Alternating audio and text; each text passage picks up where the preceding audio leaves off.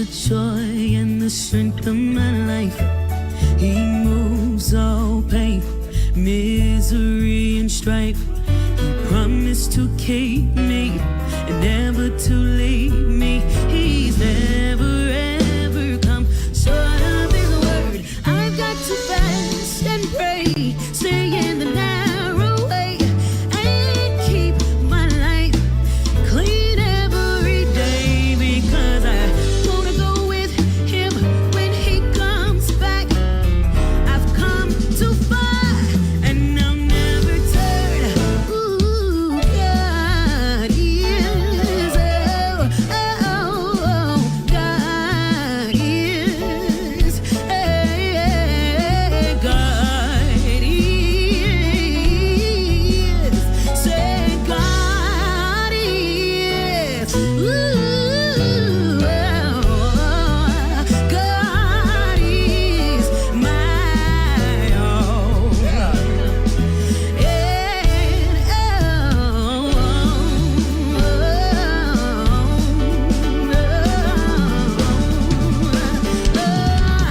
Everybody sing, God is the joy and the strength of my life. He moves all pain, misery. He promised to keep never to he'll leave. Never ever come short. Never ever come short of his word. I got to rest and pray.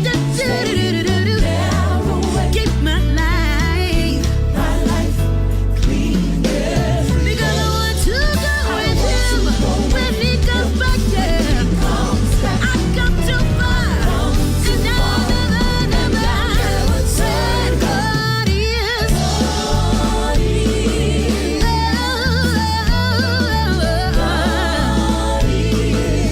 Said God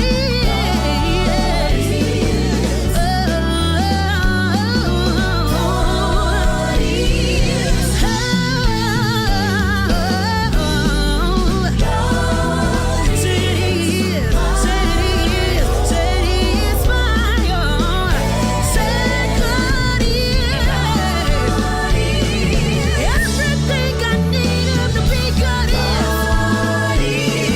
So get some real hope for tomorrow. Hey, God is.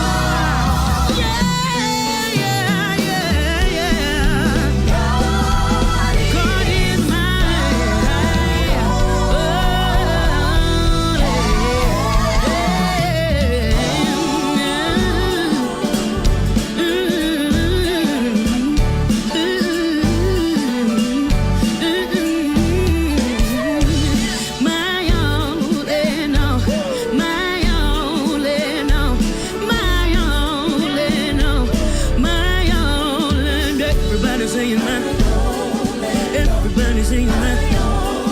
Everybody saying that. Everybody saying that. He's my wheel in the middle of the wheel. He's my joy and sorrow. He's my hope on my road. Say he's my savior. He is my redeemer. He is my all in all. He is my all.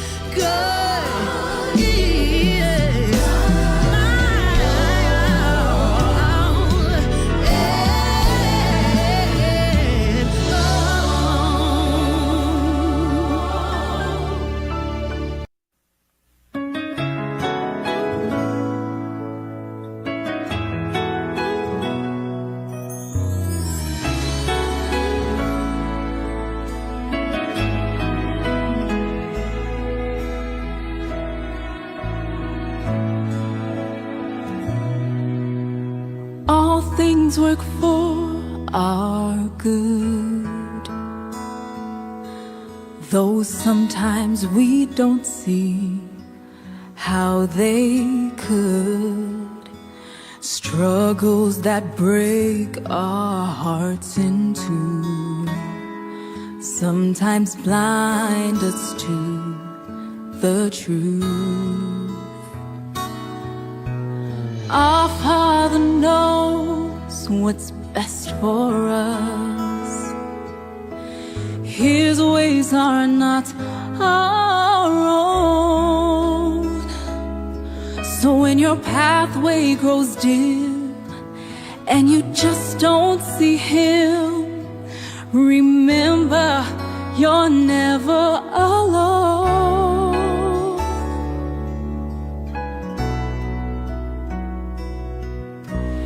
God is too wise to be mistaken, and God is too good to be unkind. So when you don't understand, when you don't see His plan, and when you can't trace His hand, trust His heart.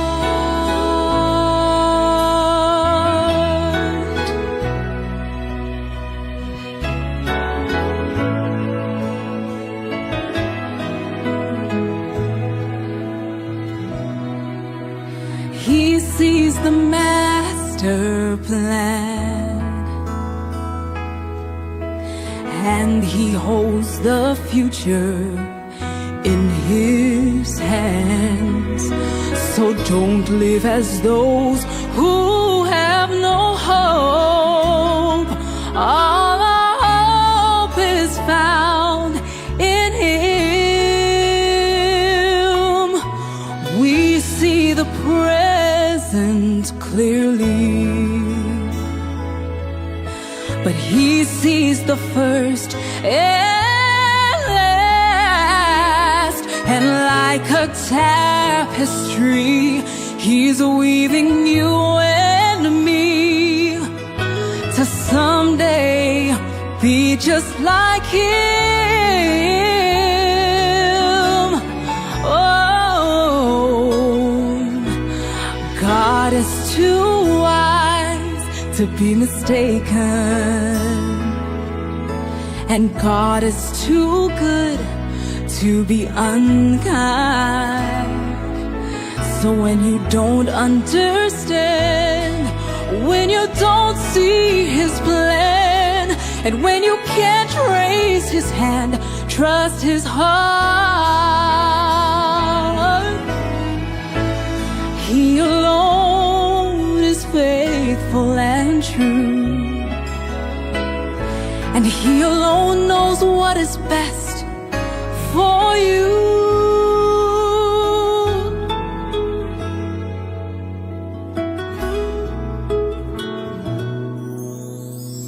God is too wise to be mistaken, and God is too good to be unkind. So when you don't understand, when you don't see His plan, and when you can't trace His hand, trust His heart.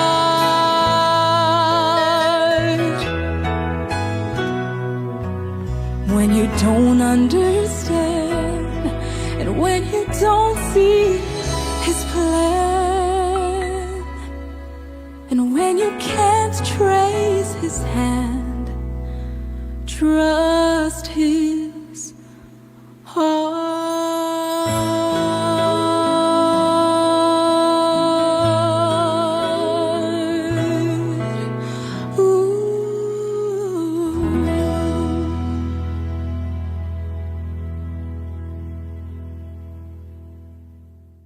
The information provided by the speakers and/or presenter on Facebook and YouTube is for general informational purposes only.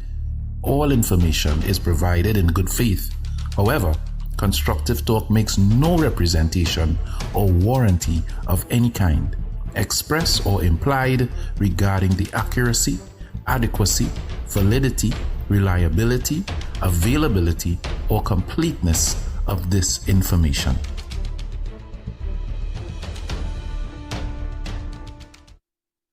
You give your hand to me, and let me say hello, and now can hardly speak. My heart is beating so, and everyone can tell. You think you know me well, you don't know me. Hey guys, I am Nigel O'Connor, a singer for all seasons. I am that voice that moves you for every occasion. I am that voice that celebrates life moments one note at a time. I am Nigel O'Connor. You can contact me at 783-0054 or 754-3154. And oh yes, that's me singing in the background.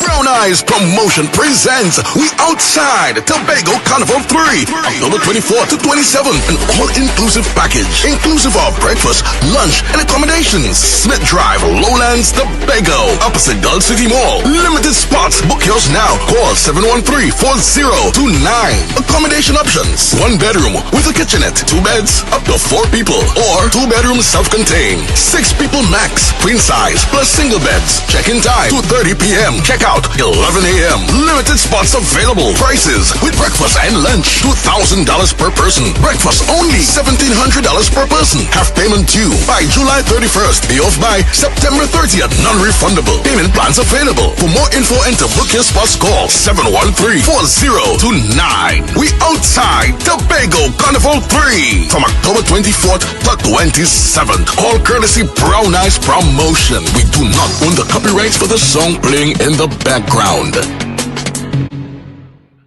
Trinidad, it's back for 2 nights only. The explosive hit comedy stage play by Alan Charles. Why Didn't I Get Married? It's not good for a man to be alone. But what about the black woman? Is the church guilty of keeping women single? Or is there really a man shortage? Come laugh, cry, and think at a show that's more than a play. It's a conversation, not for the easily offended. Saturday, 1st November, 7 p.m. at USC Auditorium, Maracas, St. Joseph. Sunday, 9th November, 6 p.m. at Sapa, San Fernando. Tickets for the USC campus, $200 in advance, $225 at the door. Tickets for Sapa, $225 in advance and $250 at the door. Get them at USC campus, A&A Pharmacy Board of Spain, Maranatha Bookshop, San Fernando, Living Legacy Pharmacy Arima, or online at theticketsellers.co.uk. Why Didn't I Get Married? Don't miss the comedy that everyone will be talking about. Brought to you by the University of the Southern Caribbean and Focus Arts Promotions. I recall more than 3 decades ago, a senior telecommunications manager, let's call him Michael. And Michael was assigned to the task of presenting the government's position at a regional conference.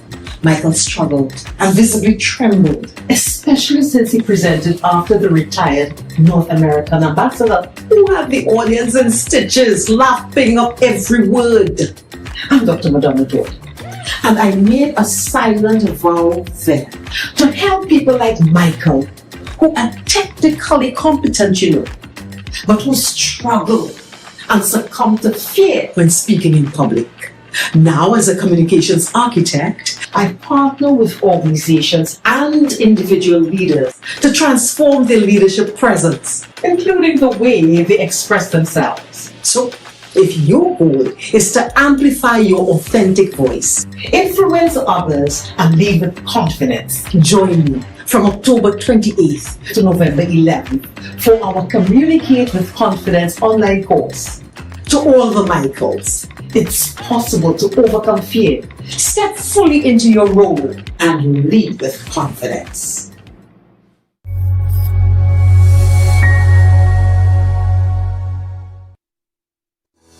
During our 3 weeks course, I gained a lot of knowledge and insights on how to communicate with confidence using the different techniques and skills taught. Another thing that resonated for me is the fact that the same way singers prepare their voice, increase their lung capacity by eating healthy, doing the necessary breathing exercises, is the same way someone who is going to present should also prepare their voice.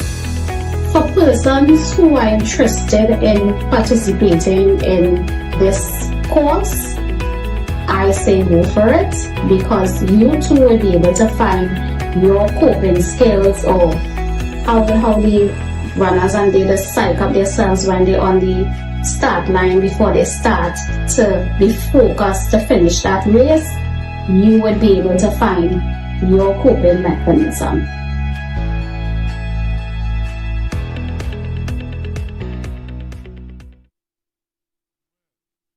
Good evening to those of you locked on to Constructive Talk this evening. And as I promised you this evening, I would have a guest on with me.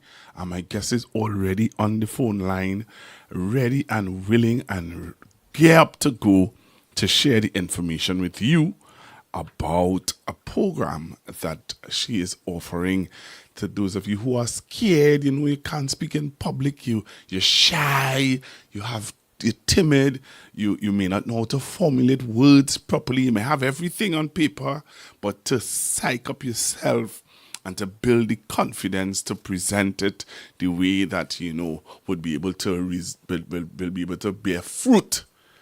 I have on the phone line with me this evening Dr.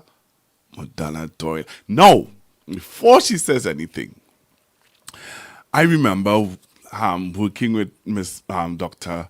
Doyle on the other place, and it was always, you know, how to put it, boy, I couldn't wait for Monday, because there were times when she would come and she would share some nuggets, and I would steal the nuggets and share it with my parishioners. And today it's an honor to have her on Constructive Talk platform with me this evening. So I want to introduce to you Trinidad and Tobago, Mrs. Dr. Madonna Doyle. Good evening, ma'am. Good evening, sir. How are you? I'm blessed. How are you? I am doing well by God's grace, and really and truly, I must salute you and congratulate you on your channel. Thank you. And the good work you're doing, and the number of subscribers, and you have a faithful community. And I want to say good evening to your community, the Constructive Talk community. Community. So it's a pleasure to be here, and then congratulations. Thank you very, very much. I hope you're happy with the picture that you're seeing on the screen. You took me by surprise. Yes. I know that. I know your standard, you see. I know the standard. I know the quality of what you stand for. So that is why I would have chosen this fit here, and make sure that the graphics below it coordinates with the picture. With the brand. Yes. Thank you for your understanding. And it's really great to be here. So talk to us. You have something coming up very soon, and I want to encourage persons who are listening. We have persons from all over the world that is locked on to Constructive Talk, and let me say good evening to them. And I want them, as they come on, to share with you especially where they are looking at us from. I try to encourage that so that, you know, I will understand the demographics, even though YouTube would send it to me, but yet still, when they type it in, I can identify with where they're listening to me from. I'm seeing somebody already on from Diego Martin. So, so that you will have an idea of the demographic of where people are listening from, so that, you know, we can have a dialogue with them about this program. Tell us, Dr. Doyle, what is this program all about? Let me start by giving you a story, the origin of this program, right? So this one coming up is called Communicating with Confidence, Right. but it is part of a larger program, right? And many years ago, I was doing some consulting work for the Caribbean Telecommunications Union. And it was the telecommunications coming into the region was fairly new. So you have these regional workshops and conferences. And I remember distinctly a presenter from one of the Caribbean countries, highly qualified. In those days, the telecommunications tended to be in the respective ministries of works and so on. And I never forgot that this highly qualified gentleman, he may have been an engineer in the telecommunications arm, and he had to deliver a presentation on behalf of one of the countries of the CARICOM. And he was scared. And he went right after a North American presenter. And that company, the company that was bidding, they engaged the services of a former ambassador. And that gentleman was smooth.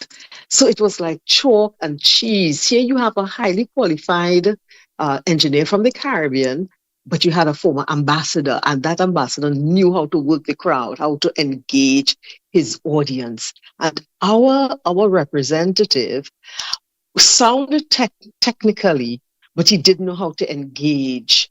And his presentation was weak. So I never forgot. I said, I could help people like them.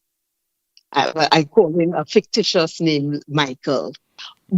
And then I realized how common that problem is, problem of speaking in public. Yes. And it impacts on your leadership competence, how you are perceived, your whole leadership presence.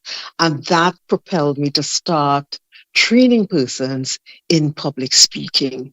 So out of that situation where, let's say Michael, he really flubbed his presentation, and that I made a vow that time to help a lot of persons. And particularly, you have first line leaders, like team leaders, you have first line managers, you have senior managers in the Caribbean, and who are confronted with this challenge. And in fact, Pastor Google, it is said that about 75% of the population globally are affected negatively. This is a fear, the fear of speaking in public. It's a global phenomenon, and it impacts on persons'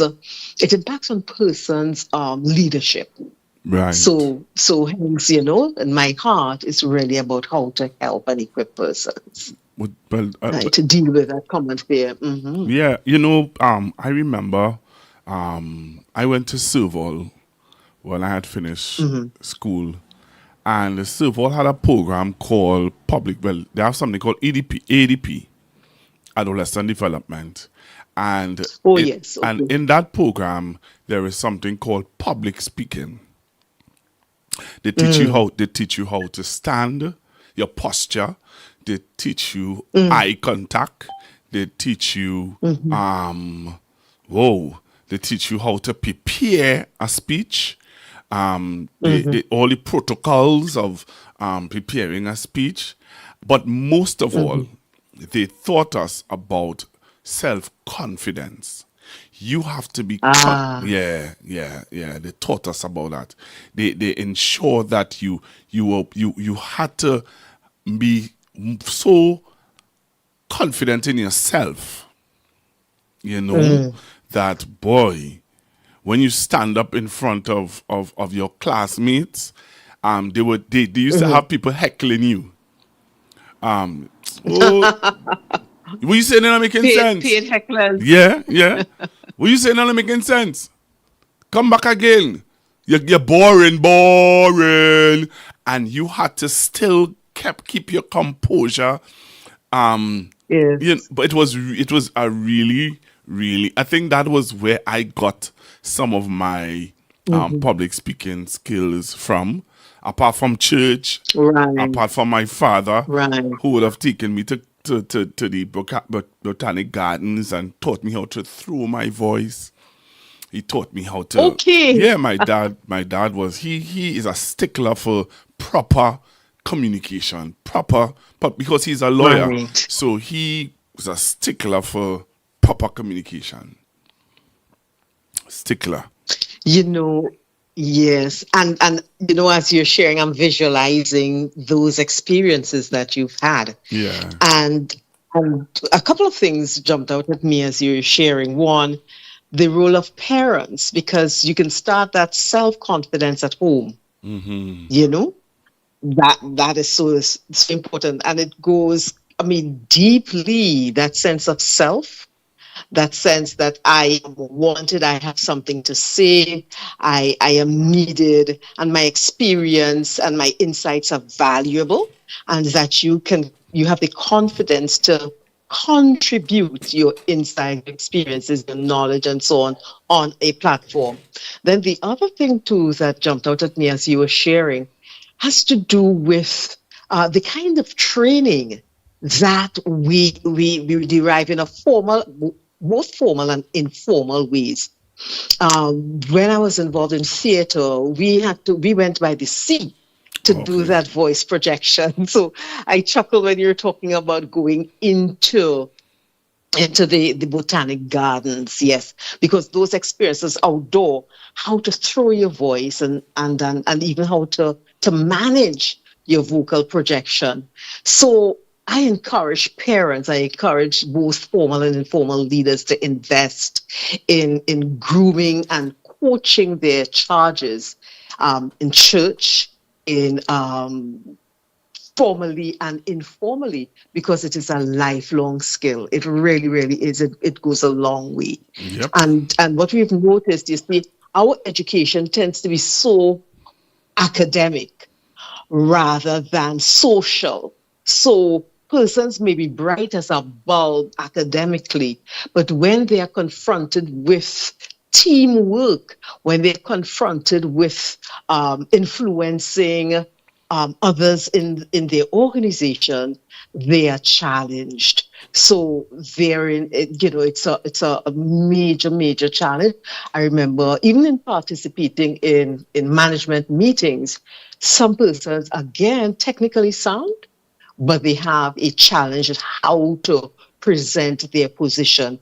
And the organization does not benefit from their knowledge and experience because they're afraid, they're intimidated to share their experiences among their peers and their bosses and so on. Yeah. Wow. So tell us, what are the modules that persons can look forward to learning and gleaning from this program that you're offering? Mm-hmm. Yes, and as I shared with you, this one that's coming up in October, the 28th to November the 11th, it's foundational. So we call it Communicating with Confidence because it deals with the psychosocial aspect of speaking in public. So one, we deal with the fears and make the distinction. That distinction between fear and nervousness is an important one, right? And then we look at some of they call it the neuro-linguistic programming techniques, NLP techniques, to help us, because you dive into how the brain functions and how you can manage and harness brain power for speaking in public. And then you dive into the voice. How do you, one, respect, celebrate, and master your own voice? I always say your voice is like an instrument that you need to learn how to play. So we have these vocal techniques. So therefore, we've got the mental work. We've got the work around maximizing your voice. We make that distinction between nervousness and fear. And then people have the opportunity to speak impromptu and to speak in a structured way in this communicating with confidence course. Oh, okay. All right. All right. Is there any Yeah. part of is there any module where persons would be presenting to each other? Well, in a forum where persons can critique and give pointers and stuff like that. That's excellent point. So we harness, we have a learning platform where the materials are placed on the learning platform. So they have time to go on the platform and engage with the material. And when they come in the live session, we have these breakout rooms in which they engage in small groups and do exactly what you're talking about. Some of the exercises that they need to do, and they'll get critique from their peers. And then they come back into plenary and share their learnings. Even things like breathing, because correct breathing, strengthens the diaphragm muscle, which helps with how much your lung capacity so that you can deliver your content effortlessly. Beautiful, beautiful, Mm-hmm. beautiful. Mm-hmm. So how Yes. can persons get in contact with you if they want to? Because there are some persons who may have their like, let's say, a corporate body of persons who may not want to be in the formal settings that you are setting up, but they have an organization and they want you to come in and do a formal training. Yes. Do you do stuff like that? Mm-hmm. Oh, yes, certainly. Quite a number of organizations. We've done that for numbers of people, from a minimum of 10, go straight up to all levels in the organization. So our number is 751-7522. Right. That's 751-7522. They can call and one of our team members would give them all the information and so on. So yes, companies who want to benefit from, let's say, group training and customized to their needs, because so for example, you may have a company in the oil and gas sector, and you may have a company in the health sector. We customize the training to suit the context in which they're operating. So they can call us at 751-7522, and we can engage them as to what their specific needs are. I never forgot a situation in which a company, and they were a lab, and one of a newly promoted, she moved from a chemist to the manager of the lab, and she said, and she was so upset. She said, if I put a test tube here, the test tube remains right there. But now to deal with people, and it was really traumatic for her. So programs like what we offer help persons, newly promoted leaders, to get comfortable with engaging their team members, right? Particularly those who are moving up from straight technical competence to leading and managing groups. Oh, okay. That's interesting. That is interesting. Yes. And entrepreneurs who have to make their pitches to the banks, financial institutions, let's look at that. Financial institutions, they need this skill because, you may know your product and your processes, your operations inside out, but how do you structure your presentation to fit into maybe the 5 minutes that are assigned? How do you package all of the information, your financial information, operational information, into, let's say, a 3-minute or a 5-minute presentation to really get your financing or get any grant funding to take your business to another level? So we've experienced supporting entrepreneurs, individuals, and corporate entities. Wow, that's really, really good. That is some good stuff. I hope that persons are listening. I hope that when we play the ad, persons do take down the information and get in contact with Dr. Madonna Doyle and get yourself involved. Get the relevant training and skills to be the best that you can be, especially in this time, this competitive world that we're living in. We are not living in a world where, okay, so people throw their hands up in the air and say, well, all right, Pastor Google better than me. Let me forget that and move on to something else. No, people not like that anymore. People are looking at me saying, okay, so he has upgraded.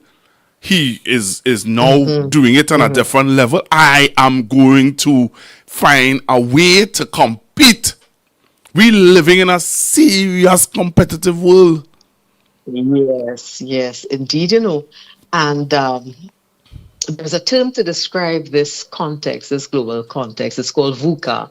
V for volatile, U for uncertain, C for complex, and A for ambiguous. And it's not going to change. So it is volatile, it is uncertain, it is complex, it is ambiguous. This is the context in which we're living. And navigating and mastering this context, a critical skill, in fact, it's identified as some of the 21st century skills, is communication, all forms of communication.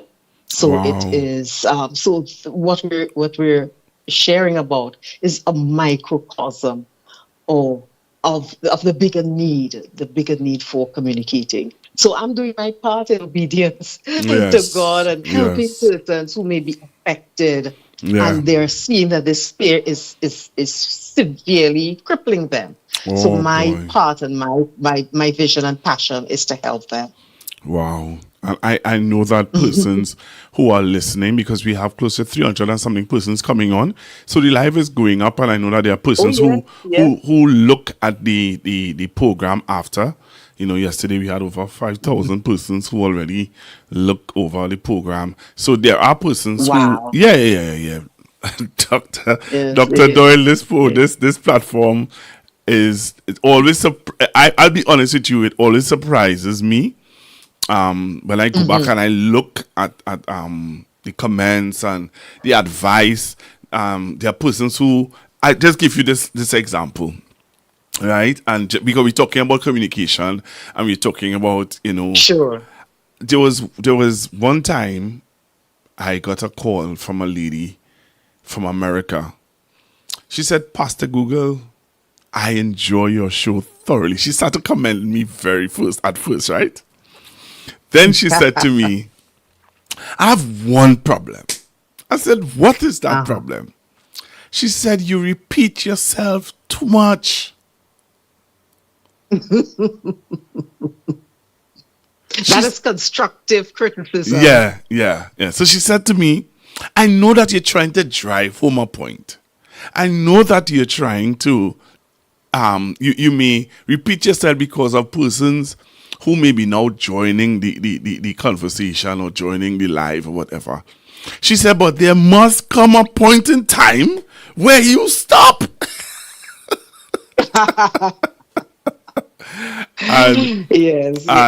And therein lies the skill, Yes.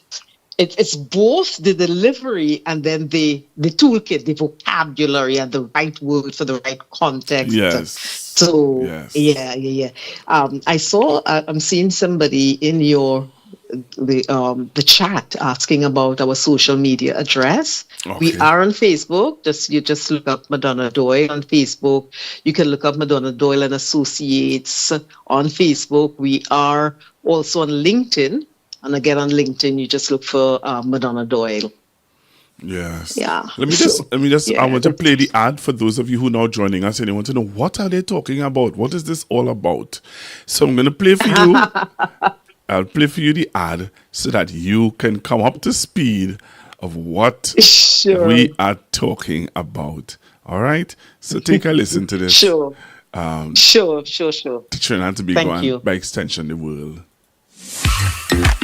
I recall more than 3 decades ago, a senior telecommunications manager, let's call him Michael. And Michael was assigned to the task of presenting the government's position at a regional conference. Michael struggled and visibly trembled, especially since he presented after the retired North American ambassador, who had the audience in stitches, laughing up every word. I'm Dr. Madonna Doyle. And I made a silent vow then to help people like Michael, who are technically competent, but who struggle and succumb to fear when speaking in public. Now, as a communications architect, I partner with organizations and individual leaders to transform their leadership presence, including the way they express themselves. So, if your goal is to amplify your authentic voice, influence others, and lead with confidence, join me from October 28th to November 11th for our Communicate with Confidence online course. To all the Michaels, it's possible to overcome fear, step fully into your role, and lead with confidence.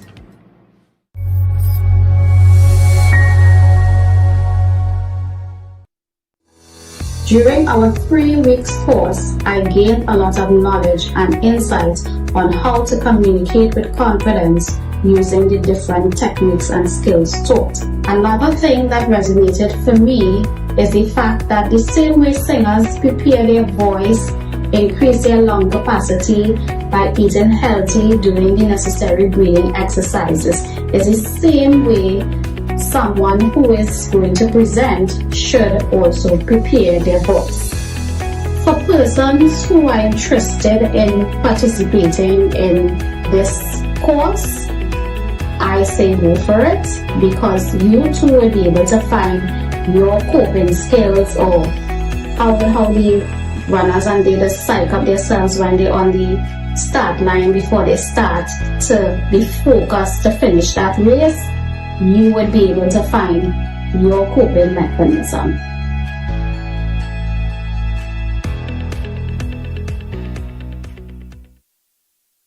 All right, so we're back with you. Dr. Yes, thank you very much, Pastor. Thank you very much, Pastor Google. Yes. So, again, you want to just give persons an idea of the date and time and place. Is it online? Is it can some persons do online? Right.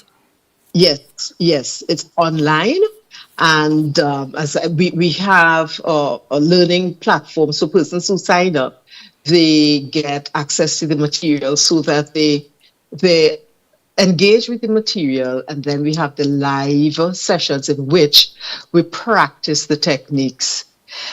So it's from October 28th to November 11th. The evening sessions are from 7:30 to 9:30. And as I shared with you, this module that is starting at the end of October is part of a larger program. So persons can get a certificate of achievement from Mackey Graduate University in the US, and it leads towards a certificate of professional development. So it's really tightly structured in a way in which they get the practical, the theory aspect of it. Persons can call me at 751-7522, and they can get additional information. That's 751-7522, and they can also go on the website madonnadoyle.com. Wow. Well, I want to thank you very. Go ahead. Sorry. And yes, and I'm saying that they can register online too. Once you just go on the website madonnadoyle.com, you can get all the information and you can register there.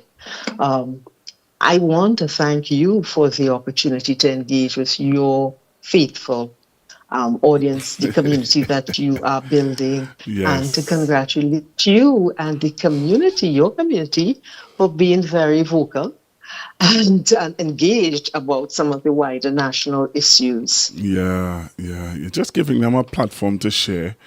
You know, we have persons who live outside of Trinidad and Tobago, and they want to share, they want to know. But I've recognized is that there are a lot of persons who live outside of Trinidad and Tobago who may not be able to listen to regular morning talk shows, and there are no open house talk show at this time where they are home. You know, I choose this particular time because I know a lot of them will be at home who would have worked their 2 jobs And now at home from America, there are some people from the UK who are up this hour. It's morning time over there, and they are up because they want to connect. They want to connect with home. They want to connect with home. Yes. So that is why I would have built this platform. And we have persons from Grenada. We have persons from all of the islands. I was surprised the other night. Somebody called from Grenada talking about different situations. There's somebody called from Guyana. There's somebody who called from Barbados. We have a wide catchment of persons, not just Trinidad and Tobago or America or the UK or Canada. I had somebody who sent me a message all the way from Australia.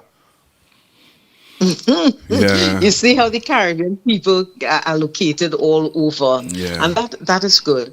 That is good. And again, because I knew you from the other place, this is really tremendous to see your growth. Thank you. And your obedience to God. Yes. Most of all. Yeah, definitely. So thank you. You're most welcome. And we're going to have another rapport, because this is just the first of two interviews that you're going to be sharing right here on Constructive Talk, giving persons the information that they would need to develop their communication skills.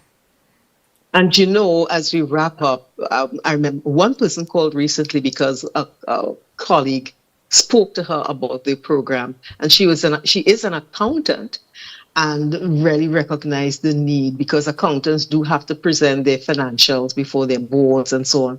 So persons like that, again, technically sound, it could be engineers and technicians and accountants and so on, who have to make different kinds of presentations, and this is really for them. So you're part of your community. Persons may know other persons who are struggling, and they can call us at 751-7522 and get more information about communicating with confidence. Thank you very much again, Dr. Doyle, for having any confidence in me and being a part of Constructive Talk this evening. Thank you very much, and you have a good rest of the evening. Same to you. Bye-bye. Blessings. Yeah, bye-bye. Bye. All right, you just heard from Dr. Madonna Doyle on Constructive Talk. I recall more than 3 decades ago, a senior telecommunications manager, let's call him Michael. And Michael was assigned to the task of presenting the government's position at a regional conference. Michael struggled and visibly trembled, especially since he presented after the retired North American ambassador, who had the audience in stitches, laughing up every word. I'm Dr. Madonna Doyle, and I made a silent vow then to help people like Michael, who are technically competent, but who struggle and succumb to fear when speaking in public. Now, as a communications architect, I partner with organizations and individual leaders to transform their leadership presence, including the way they express themselves. So, if your goal is to amplify your authentic voice, influence others, and lead with confidence, join me from October 28th to November 11th for our Communicate with Confidence online course. To all the Michaels, it's possible to overcome fear, step fully into your role, and lead with confidence. During our 3 weeks course, I gained a lot of knowledge and insight on how to communicate with confidence using the different techniques and skills taught. Another thing that resonated for me is the fact that the same way singers prepare their voice, increase their lung capacity by eating healthy, doing the necessary breathing exercises, is the same way someone who is going to present should also prepare their voice. For persons who are interested in participating in this course, I say go for it, because you too will be able to find your coping skills, or how the runners and they just psych up themselves when they're on the start line before they start to be focused to finish that race. You would be able to find your coping mechanism.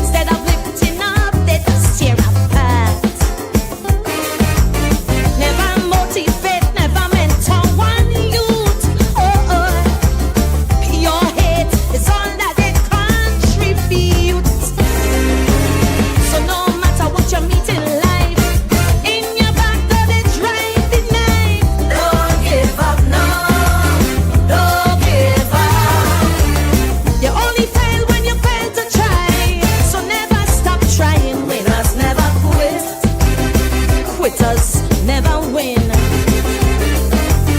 And when you slip and you start to slide, with every breath that you have inside, don't give up. No, no, no, don't give up. You wanna reach where the air is red, in your heart just sing. Quitters never win. Oh yeah. Oh, oh.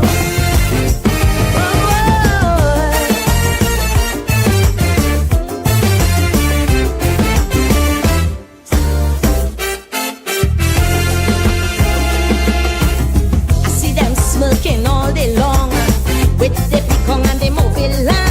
Negative people, oh gosh, negative people. How I dress, how I comb my hair, what's the price of the clothes I wear? Negative people, negative people. Great minds discuss ideas I learn from small. Small minds discuss people all day, that's all. So when they come all day and they disrespect, oh, oh, they're just exposing the size of their intellect. Tell them, you could this, you could jump in me, hit me with your negativity. I won't give up, no, no, no, won't give up. You only fail when you fail to try, so though the doubts roll in, never quit. Quitters never win. So when you feel that you reach the brink, when the man tries to swim or sink, don't give up. No, don't give up. I wanna reach where the air is red, so once my heart beats never quit. Quitters never win. Long ago when I start to sing, in my ears all I kept hearing was negative people. Oh gosh, negative people. And even though I earned my place, behind some of them smiling face, negative people. Oh gosh, negative people. Just to reach the top, my back they would stab, trying to pull me down like them barrel crab.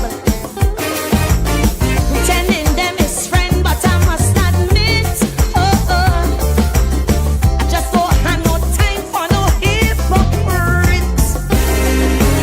So no matter what you say or do, all I say is shoe find shoe. I won't give up. No, no, no, won't give up. You only fail when you fail to try, so though their webs they spin, winners never quit. Quitters never win. So no matter all the talk they talk, champions rise when haters walk. Don't give up. No, don't give up. No matter how they pull me down, I only keep rising. Never quit. Quitters never win. Hear me. So when you feel that you're on your last, oh, some may say the die is cast. Don't give up. No, no, no, don't give up. You only fail when you fail to try. You grow a tougher skin. Never quit. Quitters never win. So even when I reach the edge and by my fingertips I grasp the ledge, I won't give up. No, no, no, won't give up. I wanna reach where the air is red, to hear the angels sing. And quitters never win. Oh yeah. No, no, no.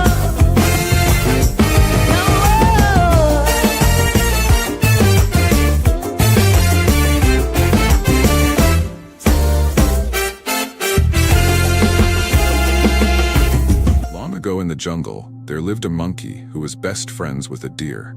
This monkey was smart and sharp, but very lazy. Most of the time, he only went around stealing other animals' food. One day, the monkey entered a lion's zone without noticing. The lion caught him and was about to eat him. But the monkey quickly used his cleverness and said, "My king, don't eat me. I can bring you better meat, more than myself." At first, the lion didn't believe him, but after thinking, he agreed. The monkey then went to the deer, his best friend, and said, "The lion wants to make you the king of the jungle. Come with me." The deer followed him without hesitation. But when the lion saw the deer, he attacked him. The deer barely escaped, but lost his ears in the struggle. The deer said to the monkey, "You tricked me. The lion tried to kill me." The monkey replied, "No, don't be foolish. The lion only removed your ears so he can place the crown on your head. Come back with me." The deer believed him and returned again. This time, the lion attacked him, and the deer escaped again but lost his tail. The deer said angrily to monkey, "You lied again. The lion wants to kill me." The monkey smiled and said, "No, he only removed your tail so you can sit comfortably on the throne. Come back with me." The deer trusted him once again, returned with him. But this time, the deer did not escape. The lion finally get him. The lion said to the monkey, "Well done for bringing him back again and again. Now prepare it for me and bring me its lungs, liver, and brain." The monkey brought everything except the brain, keeping it aside for another trick. When the lion asked, "Where is the brain?" the monkey replied, "My king, the deer had no brain. If it had any, it would never have returned to you after losing its ears and its tail." The lion thought and said, "That is very true." Moral from the story: in life, do not trust anyone with sweet words. Not everyone who advises you has good intentions. The deer fell into the trap because he believed his best friend and followed sweet words. He ignored the obvious truth and believed lies again and again, until it cost him his life. In life, those who ignore clear warnings and continue to fall for deception may not get a second chance to escape. Learn to question, think critically, and never return to a trap you were lucky to escape from once. And always remember, when it comes to survival, anybody can betray you. Trust yourself and believe in yourself. Thank you at Cyberspheres.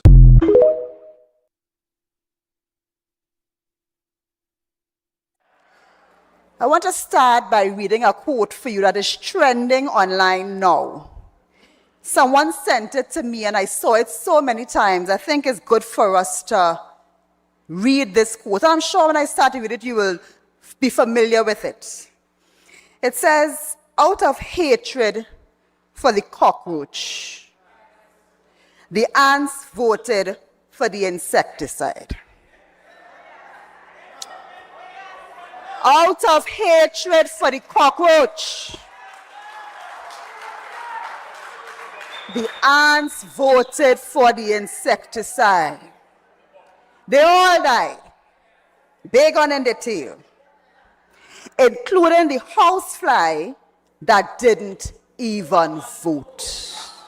They all died, including the housefly that didn't even vote. It says an African proverb, but it could be a Trinidadian and Tobagonian proverb. It is so true of our situation here today.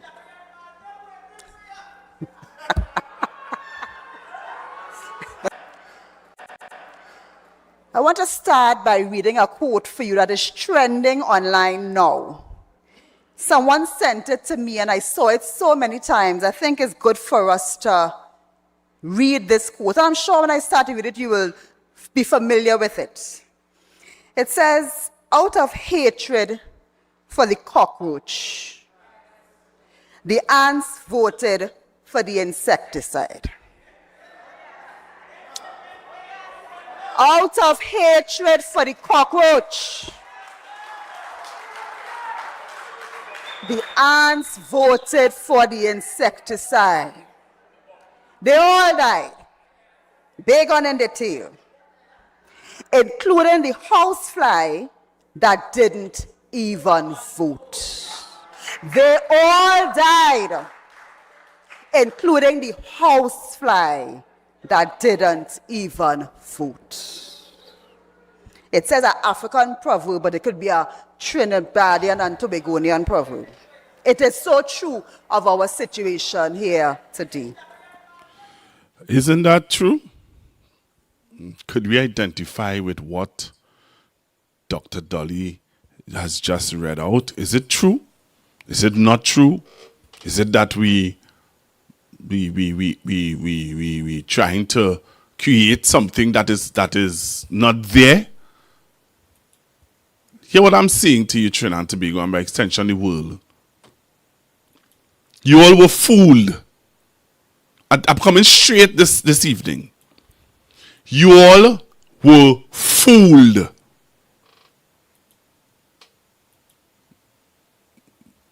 You don't believe me? You all were fooled. You all were told lies. You all were deceived. And for those of you who feel, well, you know what? You were outfoxed.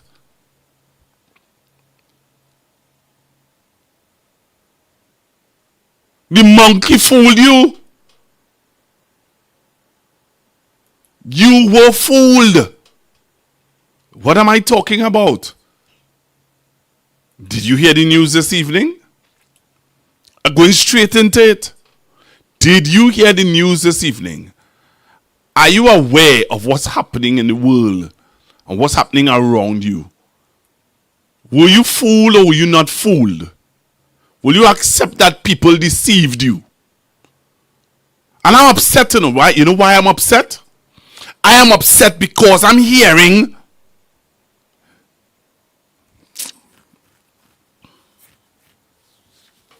you know what? I'll leave that. I'll leave that for later down. But it's very upsetting, Trinidad and Tobago. Very, very upsetting. What you're seeing in the news, what you're hearing in the news. And for those of you who just forget, I will remind you. So let's go with the news this evening. What am I talking about? Are you all aware of what was said in the news this evening? Any of you are aware of what took place in the United States of America? What was said? I don't know if some of you heard the news. If I'm going to be the first, well, I don't believe I'm the first one to break it to you, but I know that's why some of you all came on the live, because you want to talk. You want to say your piece now. All right, I'll give you that chance to say your piece. But I want you to listen to this.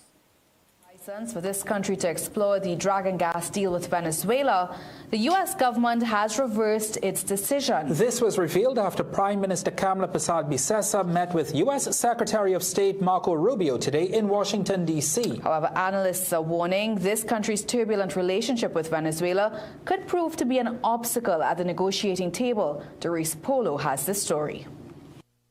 Prime Minister Kamala Persad-Bissessar started her day in Washington with a meeting with U.S. Secretary of State Marco Rubio, after which she affirmed, "We have some good news, we'll share with you later." By the evening, it was revealed both governments discussed national security, energy security, and economic security. In a major about turn, the U.S. government says it supports the approval of the relevant Office of Foreign Assets Control licenses to begin discussions toward developing its cross-border hydrocarbons.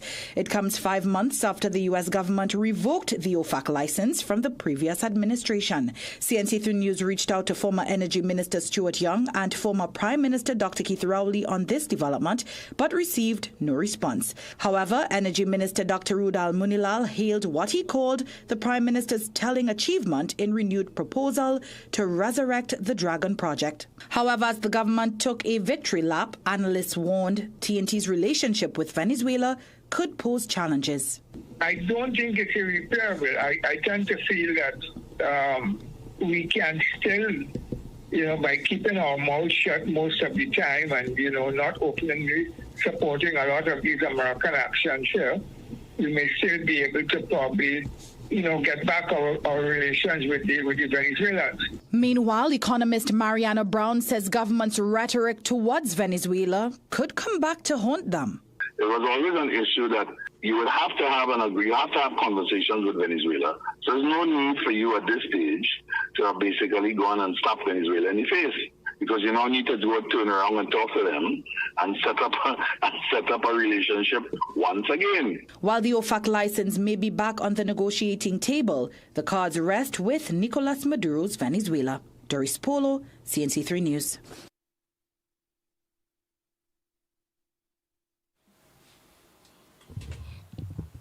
Denise Polo, thank you very much. Thank you very much. I'm just going to play it now because I'm not going into I'm not in the semantics and the games. I'm just going to play the other clip because I just fed up.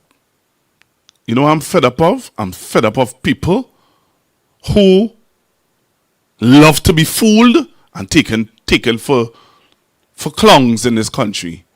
Just fed up of it. Fed up of the deception. Fed up of the games. So for those of you who don't remember, I will remind you this evening. Take a listen to this. So talking about going Grenada for oil, is the Dragon, are you going to pursue that still? The Dragon deal, as you know, is off given the emergence of another administration in the United States. That was always a problem and doubtful. We warned the government about that. I will not be eager to pursue arrangements and commit this country where we do not have full or complete control over the arrangements. And that was one case where there was a risk that we warned about. So we will have to review what they have done. At this point, as you know, all matters pertaining to the Dragon deal is secret. And on Monday morning, we will unravel all secrets.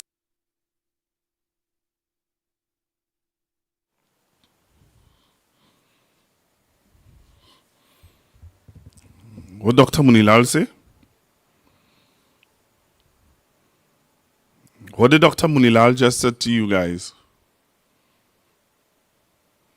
I opening up the phone lines early, you know, because I know in the games. I know in the games this evening. Sorry. It's either you all want to talk or you all don't want to talk. I am really upset. I'm upset that even the media houses in Trinidad and Tobago, I would have expected one of the media houses to throw this back out. See, but when they were sworn in, they said that the Dragon deal dead. Okay, somebody will say to me, Pastor Google, the only person who can't change their mind is a dead man. But they did not even indicate to us as a nation that she was going to talk to the people in Washington about, even when the media asked her, Akash asked her, what are you going to talk to them about? She never spoke about the Dragon gas deal. She never indicated that. She kept that chest, that ace card to her chest. But I'll play for you what she said also. But Dr. Munilal said it, and she said it too. I'll find the clip and I'll play it for you. Look at the smirk on Dr. Munilal's face. So talking about going Grenada for oil, is the Dragon, are you going to pursue that still? The Dragon deal, as you know, is off given the emergence of another administration in the United States. That was always a problem and doubtful. We warned the government about that. I will not be eager to pursue arrangements and commit this country where we do not have full or complete control over the arrangements. And that was one case where there was a risk that we warned about. So we will have to review what they have done. At this point, as you know, all matters pertaining to the Dragon deal is secret. And on Monday morning, we will unravel all secrets.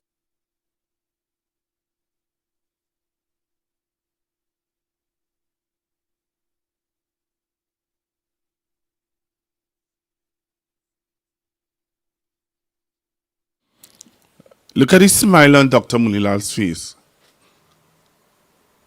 Look at the smirk on Dr. Munilal's face. Before I say anything again and get myself in trouble, and those of you who calling in, don't call in to get me in trouble. But let's be real, Trinidad and Tobago. He said secrets. There are secrets. All secrets will be revealed. The same damn secret only went to Venezuela. To America to reveal the same secrets in the OFAC license. You won back with the same thing that Stuart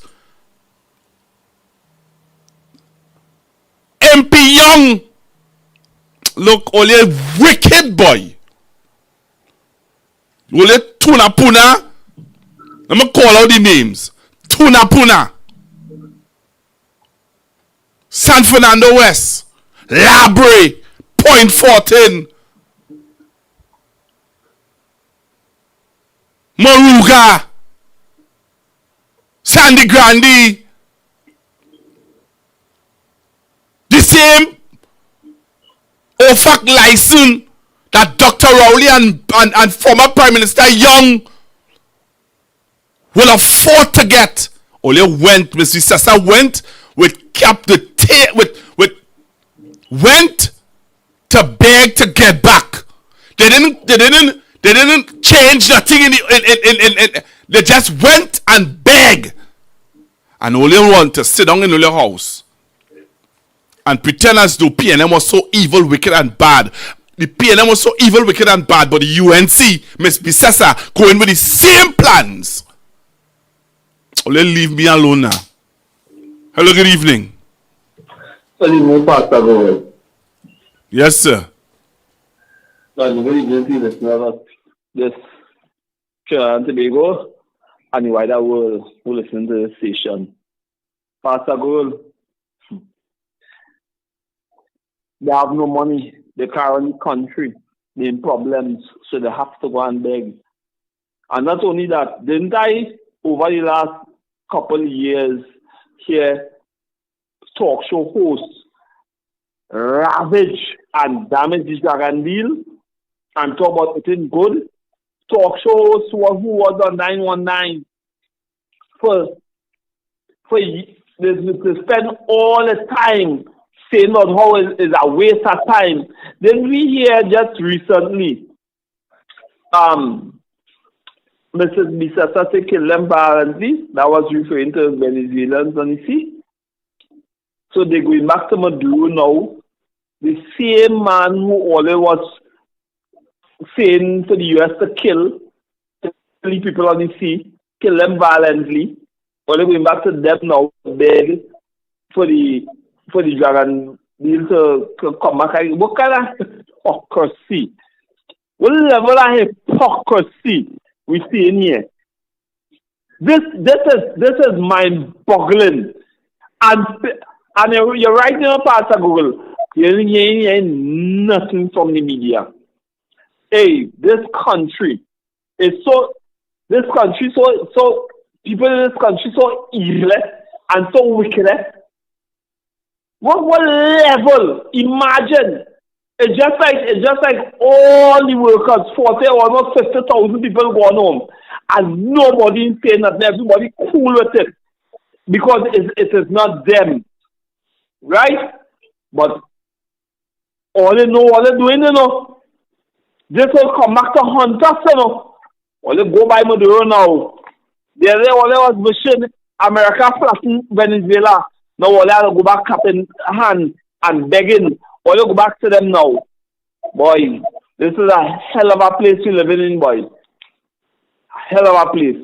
Pastor, I look on listening. Thank you very much. Hello, good evening. Hello, all right. Hello, good evening, caller. Pastor Google, good night. Good night, Pastor Google. Good evening, sir. Yeah, don't raise your pressure because I'm a king and don't raise your pressure. I'm gonna tell you why. Do not raise your pressure. You see that election just went there. People have to understand the games that was played with that election. Let us not be fooled. Some people in Trinidad and Tobago are not fools. Because as you said just now, this deal was done under the previous administration, for a matter of fact, under the PNM, Dr. Rowley and Stuart Young. And anything Mr. Munilal is saying now, they're supposed to say, well, okay, we're going to continue where Mr. Young left off because he did the legwork, not them. I'm going to come back with what I'm saying now. This is it. This whole election when there was a bunch of games, tricks, and everything else. I knew this was going to happen because Dr. Rowley and the previous administration, almost 75% of that dragon work was done, was only about 225 to complete. You're telling me you give Shannonese person the license to continue with this development, and then you just shut it down, Gesso? Is it a coincidence? This woman's in Washington talking to Marco Rubio tomorrow or tonight. People, listen to me. Let's wake up. And I'm going to say this and I'm going to end there. Trinidad is in a state, and Tobago is in a state where they need energy. They're talking about going to Grenada and going to Guyana and going to Suriname. A bunch of, like, people are fools, a bunch of stupidness. How much would it cost to bring a line from Guyana to Trinidad? Let's do the maths.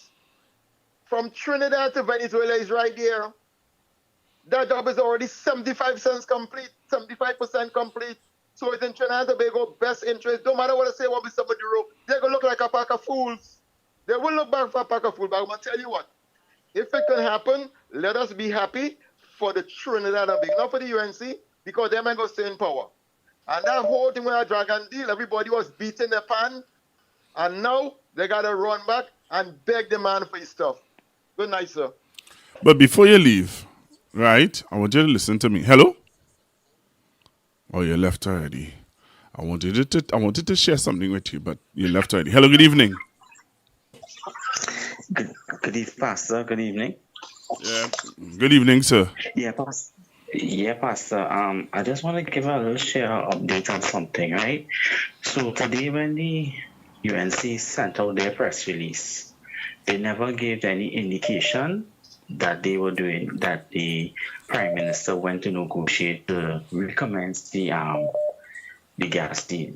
But something that was interesting that came out after that exposed them was a press release from the spokesperson from the Secretary of State, that is Mr. Tommy Pigott, right? I'm not going to read out the whole thing, but here's the interesting line I want you to focus on. So if they're going to recommence the gas deal, right, United States has said that the U.S. will support the government's dragon gas proposal and steps to ensure it will not provide significant benefit to the Maduro regime. I want to ask you this: he said the Trinidad and Tobago proposal. Did the UNC do any proposal? No. Oh. Remember, that's what I said. They went to recommence the thing again. So is it as Kamala now is saying, is she not dealing with the Maduro regime? So they are going along with the US saying that if once the Maduro regime not there, our government will commence the deal. So they are agreeing with the United States by removing the Maduro regime. That is what that is what this is pointing out to. That is what this is elevating to. So my thing is that they're not going to be doing the deal with Maduro. So who they going to do the deal with? So this whole talk about the drugs and on the seas and it's about removing Maduro. The UNC has always been against Maduro. They were supporting one Guaido. So we have better trouble. All right, Pastor, have a good night. Other callers should come in. Thank you very much. Hello, good evening. Hello, good evening. Yeah, Pastor, good evening. Good evening, sir. If I now tell you that the caller now tell you what's going on. So when I heard Kamala talk this evening concerning that, I realized what she was saying is that when America wipe out Venezuela, then she go to negotiate together dragon. That basically she was saying. And she was saying that but she go to to do anything with Maduro and whatever. She was talking with the USA. But what I'm trying to understand, that how long that America will wipe out Venezuela, or if they don't wipe out Venezuela, how are we going to get this gas? This UNC government, I don't know, somebody not saying what they have to say, or somebody forgetting what they were doing when they win the election. Somebody had to be forgetting, because we get a 70 years under short young them, at least for that year. And the OFAC license was taken back by that same Rubio fella. So I don't know who's going to lie and who's speaking the truth, because October this month, that license is supposed to up, and he take it back before. So I don't know who is giving this license to go in Venezuela to get our gas. Let me wait. Stay tuned. Interesting. Thanks very much, caller. All right, let's take this call. We're going to get another call coming in. All right. Hello, good evening, caller. Hello, good evening, caller. Hello. Hi, good evening. Yes, good evening. Let me tell you something. You shouldn't be getting on, so you're supposed to know that these people mess up everything, and they're not going to get any gas. They go all around, they start begging to Guyana, saying that they're going to ask Guyana for crude. Guyana put them in the place and said, right. Come now, they want to go right in the people place to drill for gas with ExxonMobil by the Essequibo. They can't get no gas there either. They found that, because that is right by this platform the Guyanese have, I think they call it Star Block, right? That is by the Essequibo. You could tell the Venezuelans what, and it's not only the president. The people say the Essequibo is theirs, right? They go to school, they learn. The Essequibo is theirs. That is not Guyana. You have to have it in your head. The Essequibo is not Guyana. It don't belong to Guyana. The Essequibo is the Venezuelan zone. So I don't know where she going to make more problem. That is a conflict zone. When they wanted to expand more with that platform, the Star Block, the military for Venezuela is there. They just run out the vessels. We're passing even near that part. If they're hanging around too long, they will go up under them and jam them. And there's horrors in that zone. We wouldn't hear about it so much.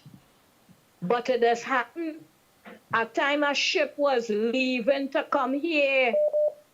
I think I tell you that or somebody else. The vessel from Spain, and they impound the vessel. They don't want nobody going wrong. They say nobody's to be taken out of that oil. They're not getting anything from that oil there, the crude. And it's there when they was making deal with the Guyanese to share it, He wanted them to share the wealth with them. And they say no. Just how we was to share the wealth with the dragon gas. Okay? He's not going to give them any gas. We have a license with them for 30 years. Right? And I know they're going to break off that, and they don't care because these people have all the gas in the world. So there's where the war will start. Is war going on? I don't know. That lady does sleep, and she does wake up confused and say anything and do anything. We're not going to get any gas now due to the situation. What she feel it is, damage Jack Warner. Well, look here, I don't know what to say. But damage Jack Warner, you cuss up in the morning and then you're good, and who say you're lesbian and who say you're people. Oh, no. Say, All right. You understand? All right, thank you very much. Yeah, I don't want to get in problems. All right, thanks very much. I call name. No, that is okay, but YouTube have certain guidelines for community broadcasting. All right, thank you. Sorry about that. All right. Yeah, good night. Same to you. All right, let's take another call. Let's take another call. Hello, good evening. Okay. Hello? Hello, good evening. Hello, good afternoon, Pastor. Hi, good evening, sir. Good afternoon, Pastor. I am not surprised. I am not shocked. I know you're probably It's not about, yeah, but it's not about being surprised and shocked, you know. It's that people, Dr. Rowley, the PNM, said it up to last night. Brian said it. Mr. Manning said that if we need the gas. I heard it. And I knew, listen, Pastor, I knew all this because, Pastor, I know all this. This thing was not shocking me because I know sooner or later they would have to go and pay back for that. I know that. That doesn't shock me. What I would love to hear is the so-called naysayers who had nothing to say about it. I want to hear what they say now. No, they would pretend as though, brethren, they are going to pretend as though they are going to say nothing is wrong. I will remind them. I will remind and them. even though you remind them, they are going to continue to say to you that hear what the naysayers will say. And you could call me and tell me if that is not what they will tell you. They will say to you that under Ms. Bissessa, they have come up with another plan, another way, another offer, another. They would have. Because I can listen to me. I can find a video for you where Mr. David Lee and Mr. Tanku sat down in an opposition press conference and they said to Trinidad and Tobago when a reporter asked them, so are you all saying that the Jangan gas deal is dead? Mr. David Lee was the first one who said no. We will restructure it. We will revisit it. We will restructure it in such a way that it would benefit Trinidad and Tobago. I will find that video and I will play it. Now I do know. Ms. Bissessa stood up after the swearing in, after she swore in her cabinet. Ms. Bissessa, I'm trying to find that video. Where Ms. Bissessa stood up outside President just now. Just now, let me finish. Ms. Bissessa stood up outside of President's house. And she said what? She said to Trinidad and Tobago. She said what? The Jangan gas deal is dead. Which reporter, when she comes back in Trinidad and Tobago, is Akash so brave to ask Ms. Bissessa, have you breathed back life into the Jangan gas deal? Why did you breathe back life into the Jangan gas deal? No, I'm not brave because all them playing the work. It appears that they can't back certain questions because they're playing with the work. No, but Akash little bravish now, eh? You have to give him that. You have to give Akash that. Akash have a little more belly than some of these reporters. He's just one man. Yeah, but you still need just one. You still need just one. What about Daily Knock and Tony Lee? Will they talk about it in the morning? These hypocrites. I would love to hear these two hypocrites. I want to hear them. Up to now, you cannot hear Tony Lee talk nothing but the murder toll. But every morning, all who say they will a good program say hi. You understand? They want to pull long callers when chairman would call in and talking nonsense, but the UNC staying there for the next 20 years. I know what I would love to hear too. Just because I naturally know the day after this was revoked, sometime early up in the year. Mr. Roberts, he went and make a live and say all kind of things about the gas deal, about the resident president. He's a narco-terrorist, he had this, he had that, he did that. You understand? All that. I would love to hear him make a live now. Bye. Have a good evening, eh? I would love to hear him make a live now. Thank you. Hello, good evening. You're not singing proper. You're singing like you're very far and in a hole.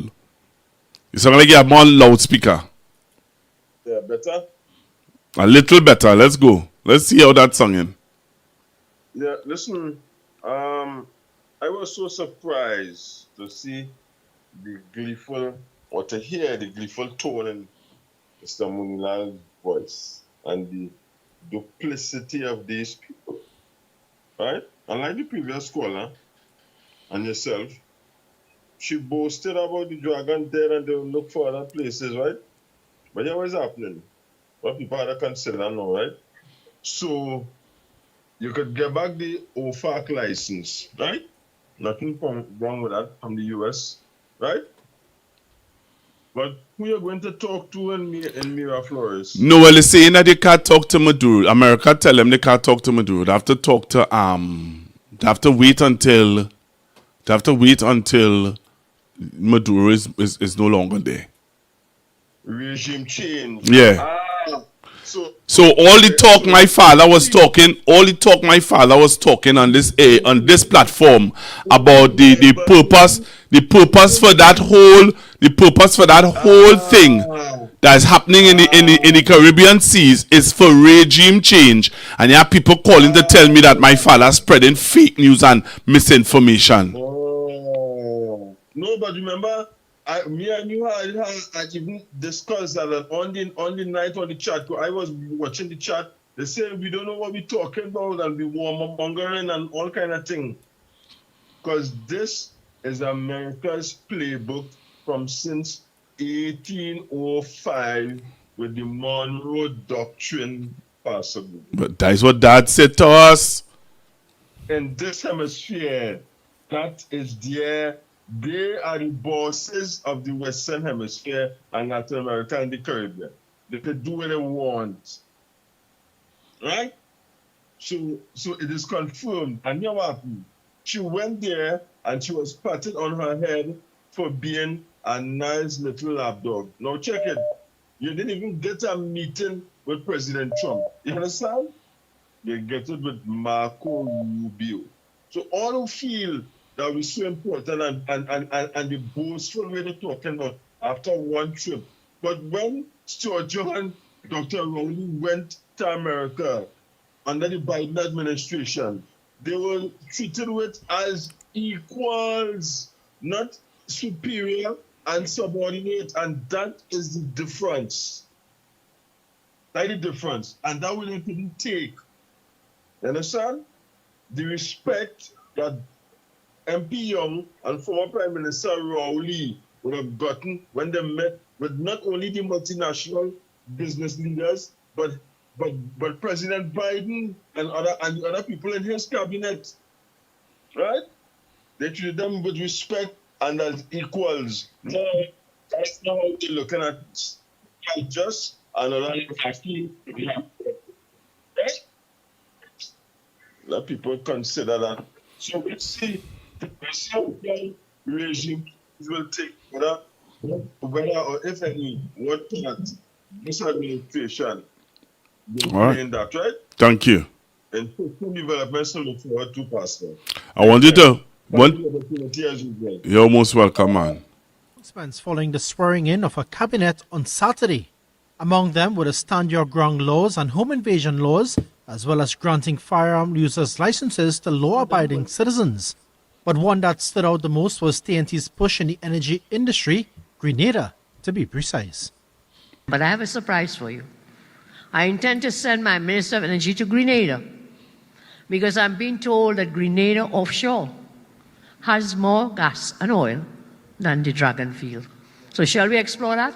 The Prime Minister said her administration would not move forward with the previous government's Dragon gas deal. That is dead. It is dead.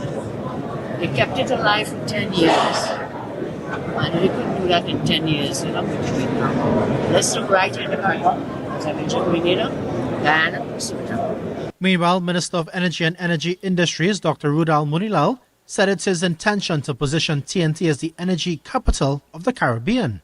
Even before the swearing in, the Guyanese government and officials there have expressed interest in having arrangements with Trinidad and Tobago and discussions pertaining to gas.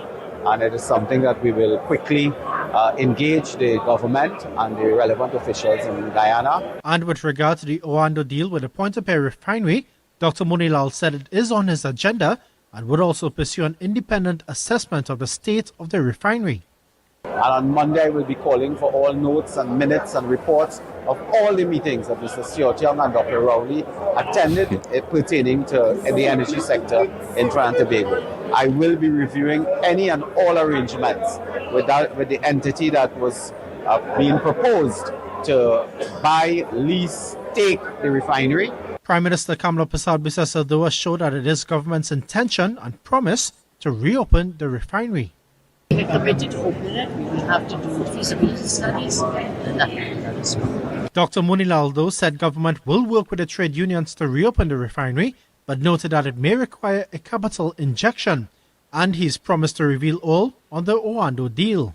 As you know, it has been a secret deal. On Monday morning, there are no secrets from me, so that we will get all the facts and I will brief the Prime Minister. Hello, good evening. Yeah, Pastor Google, let me jump back in here. You said the reporters are free to ask the hard question.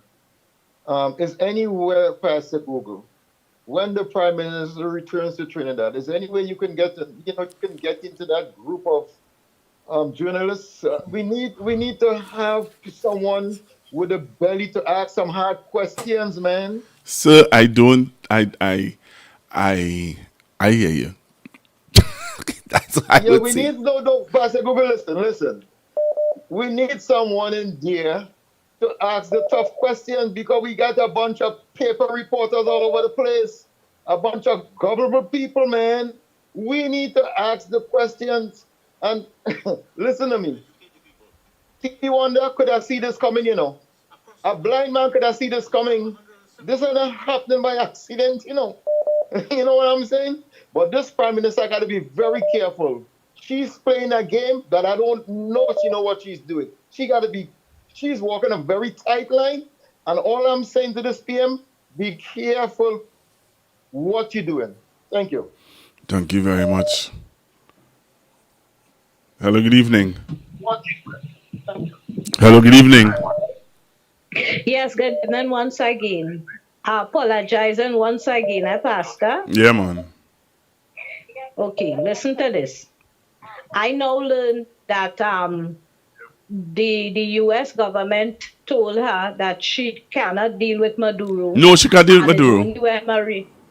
Huh? No, she can't deal with Maduro. She had to deal with Yeah, I know learning that here when all they're talking. I didn't know. I just hear the news tonight where we get the license, but I didn't know it's all of that. Yeah. But what I want to say is, right, even if Maria Corina Machado get in there, she planned to privatize that.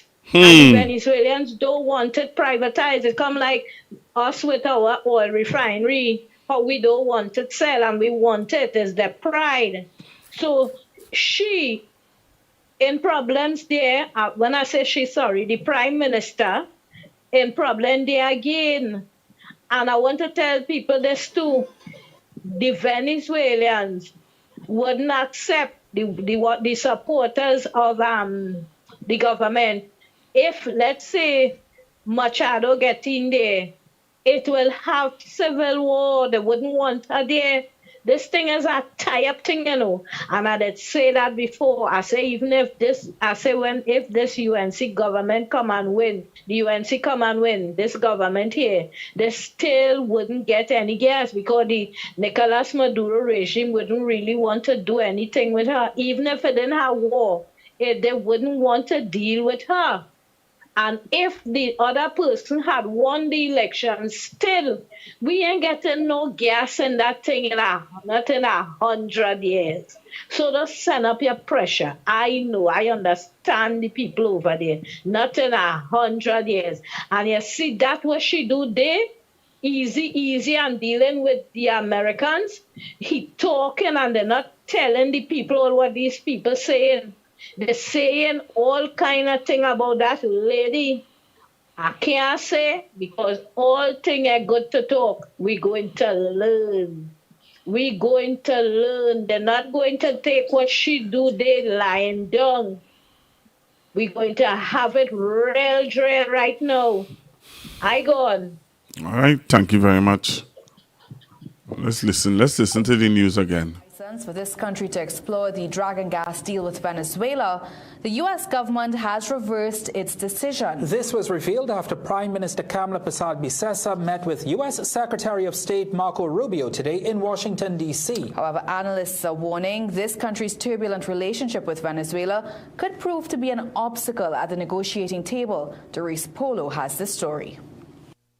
Prime Minister Kamala Persad-Bissessar started her day in Washington with a meeting with U.S. Secretary of State Marco Rubio, after which she affirmed, "We have some good news, so we'll share with you later."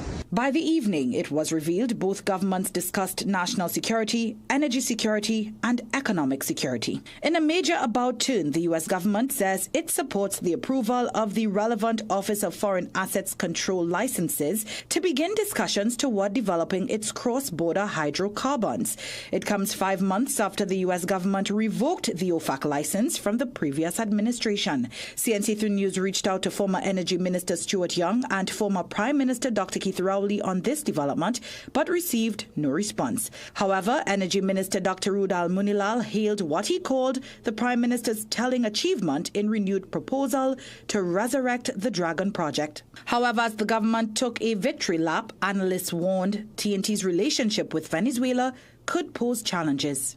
I don't think it's irreparable. I tend to feel that we can still, by keeping our mouth shut most of the time and, not openly supporting a lot of these American actions here, we may still be able to probably, get back our relations with the Venezuelans. Meanwhile, economist Mariana Brown says government's rhetoric towards Venezuela could come back to haunt them. It was always an issue that you would have to have you have to have conversations with Venezuela. So there's no need for you at this stage to have basically gone and slap Venezuela in the face, because you now need to do a turn around and talk to them and set up a relationship once again. While the OFAC license may be back on the negotiating table, the cards rest with Nicolas Maduro's Venezuela. Doris Polo, CNC3 News.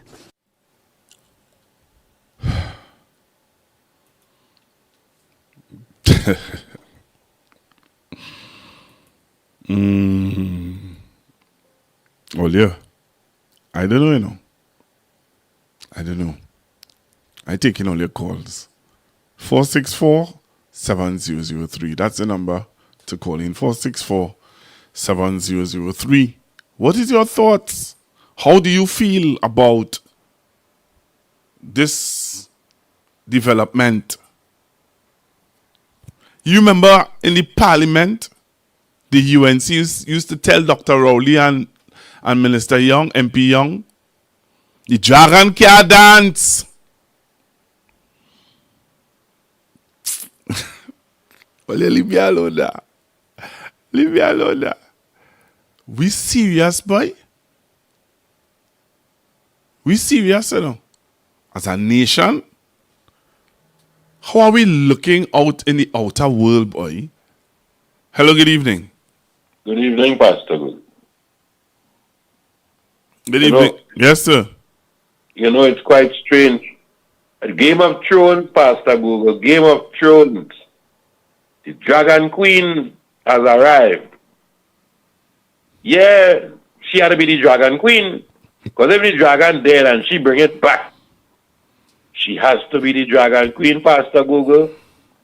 She reboots something that is dead, Pastor Google. Come on, so she's the Dragon Queen.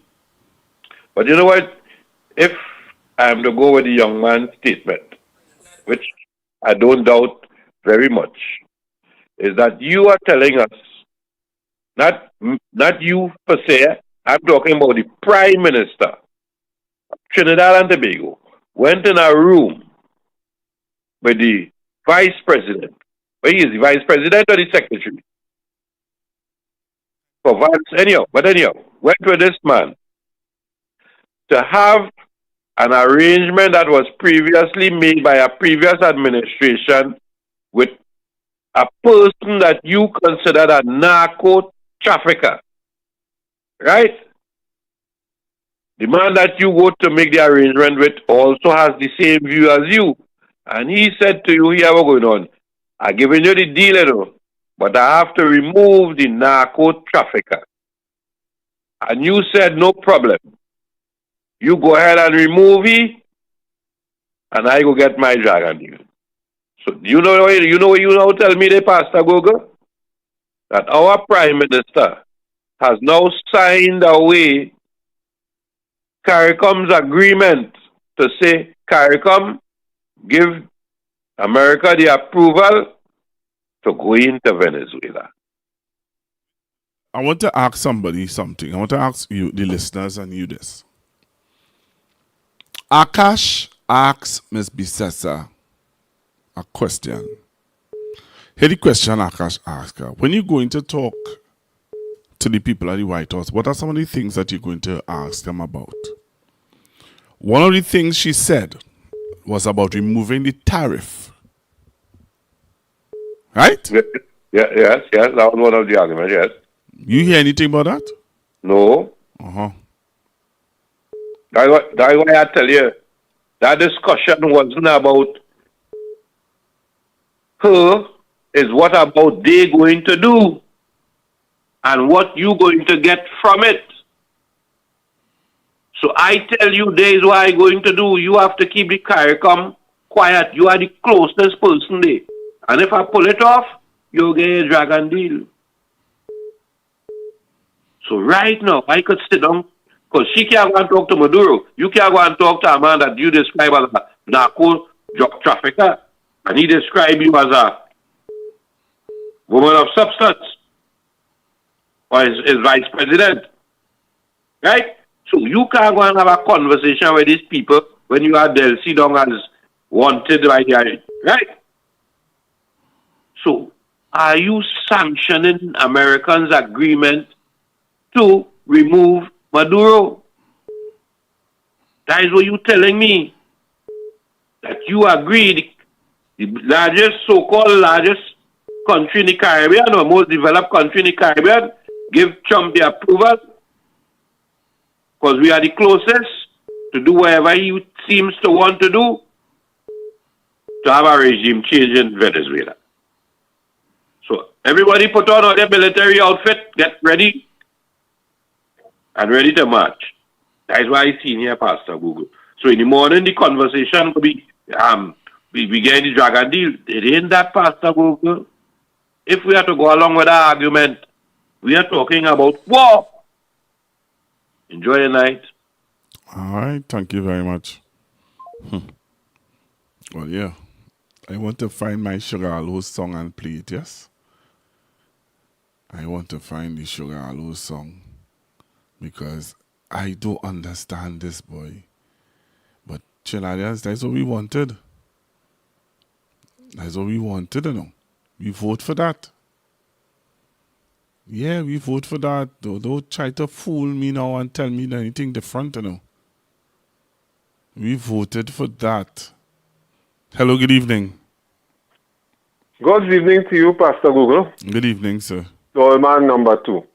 But the first time I called in. You told man number 2. Yes.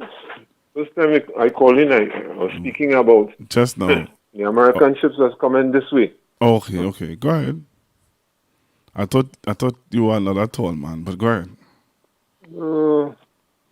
So, Pastor Guru, good evening to you. Good evening, sir. I feel compelled again to call into this program. Why? To talk about this development here. We think about it. Pastor Guru, you know,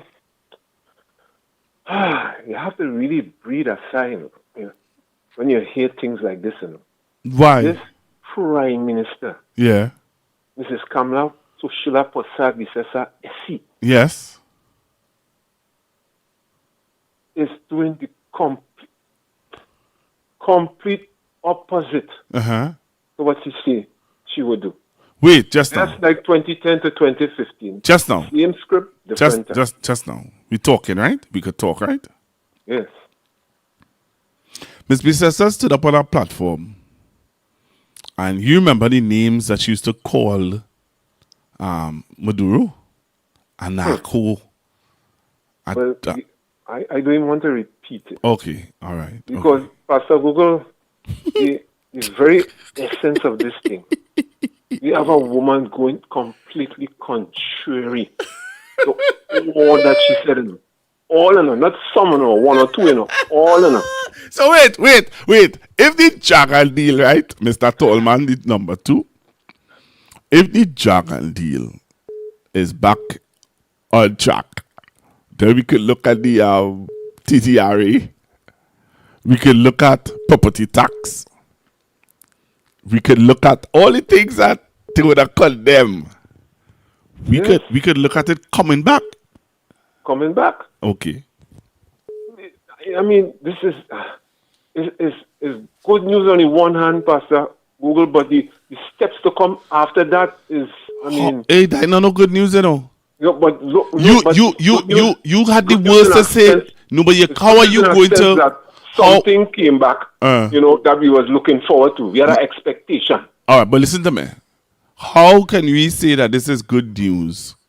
Because it is only good news for some people because of regime change. This could only come into fruition if they get rid of Maduro. Yes. We come to know and hear all these things come on to play today. So how are they going to get rid of Maduro? No, I'm not even reaching that far. I'm reaching that far. No, I'm talking about the steps that come before that. I mean, she's saying that it has been reignited. But the steps that following that based on her statements before, the question is, how do you plan to, even if you have a regime change, Pastor, let me just go that far, right? You have a regime change in Venezuela. But look at what you have said. So who coming into office after that? Even if you have a regime change, the people of the Bolivarian Republic of Venezuela, they don't bite knives. These people are warmongers, They fight war already, They don't take these things lightly. They already associate Trinidad and Tobago as their own. You know that, Pastor Google? Venezuelans have been taught since they're small that Trinidad and Tobago belongs to them, It just break off the continent, but it belongs to them, Children have been taught in schools in Venezuela when they're small. Trinidad and Tobago belong to them, You know what I'm telling you, Pastor Google? I have friends from Venezuela, that living here in Trinidad and Tobago, have said that, when they were small, they were told that, So, based on all of that, how is this current Prime Minister going to negotiate with anybody who takes over in Venezuela? Now or in the future? Her utterances alone, those people don't forget those things. The clannish, they're going to say no to anything that we subscribe to. You got to get a negotiator now to go back to that space. Minister Young, Minister Young will be able to do that, man. No, it took a long time. Yeah, but I think that if regime change, he should be able to do that. Well, okay, you mean regime change here? Here. Yes, then it would be possible. But under the current arrangement... Nah, that can't happen. Let me forget that. Forget that. No. And so then, the dragon really dead. So then, that's what I tell you, when you was telling me just now about, it's good news. That ain't no good news. They are pushing they are pushing for something that we don't subscribe to. I was just saying it was good news from the economic standpoint. Well, I'm going to play something. I'm going to play something for you. I had this to play a long time, But I want you to listen to your boy Maduro and how he talking about Trinidad and Tobago, right? Okay? Okay. All right. I want you to listen to your boy Maduro, I know that your partner. Have a good evening, sir. Good evening, Pastor. Hello, good evening. Hello. Good evening, Pastor Google. Good evening, ma'am. How are you? I'm very good, sir, and to your loyal listeners. How much listeners you seeing on there? I am You what? listening to your program, Uh-huh. and a question is at the top of my mind. What's that? Can I survive 5 years? 4.5 years? 5. We're going at 4.5, Miss Lady. 5. But 6 months gone already. Hey. 6 months gone already. Miss Lady is 5. It's starting next year. 5 years. We talking about 6 months gone. Listen, I am asking myself. Because the dragon dead, and the magician revived the dragon. Yes. And in reviving the dragon, yes, we have to now prepare for the consequences of reviving the dragon. Right? The Minister of Finance say we're getting back property tax. Well. The boss say we ain't getting it back. The next one say the parliament. The next one say they distribute property tax to the corporations. Then he come back and say he didn't say that. I have to take 5 years of this? Yes. Pastor Google. It now start. I think I probably have to buy about 6 prayer pillows. Because 1 prayer pillow will not work for the next 5 years. It will not work. I have to get about 5, 1 for every year. Because I cannot believe that I didn't think that in all my 70 years, at this time of my life, I will have to deal with a government of this nature. I really would have thought that government would have been at a different level. At the time. When? After experiencing the likes of Young and et al., I have to now deal with this.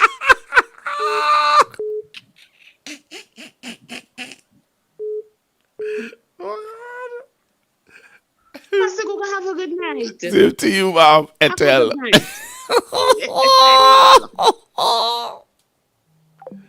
Oh, God. Let me take this caller.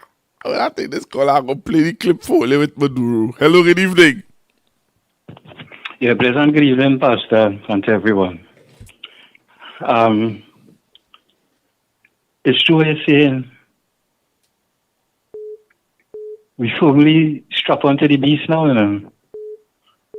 Because if we listen to what the Prime Minister said, I don't know if we missed it.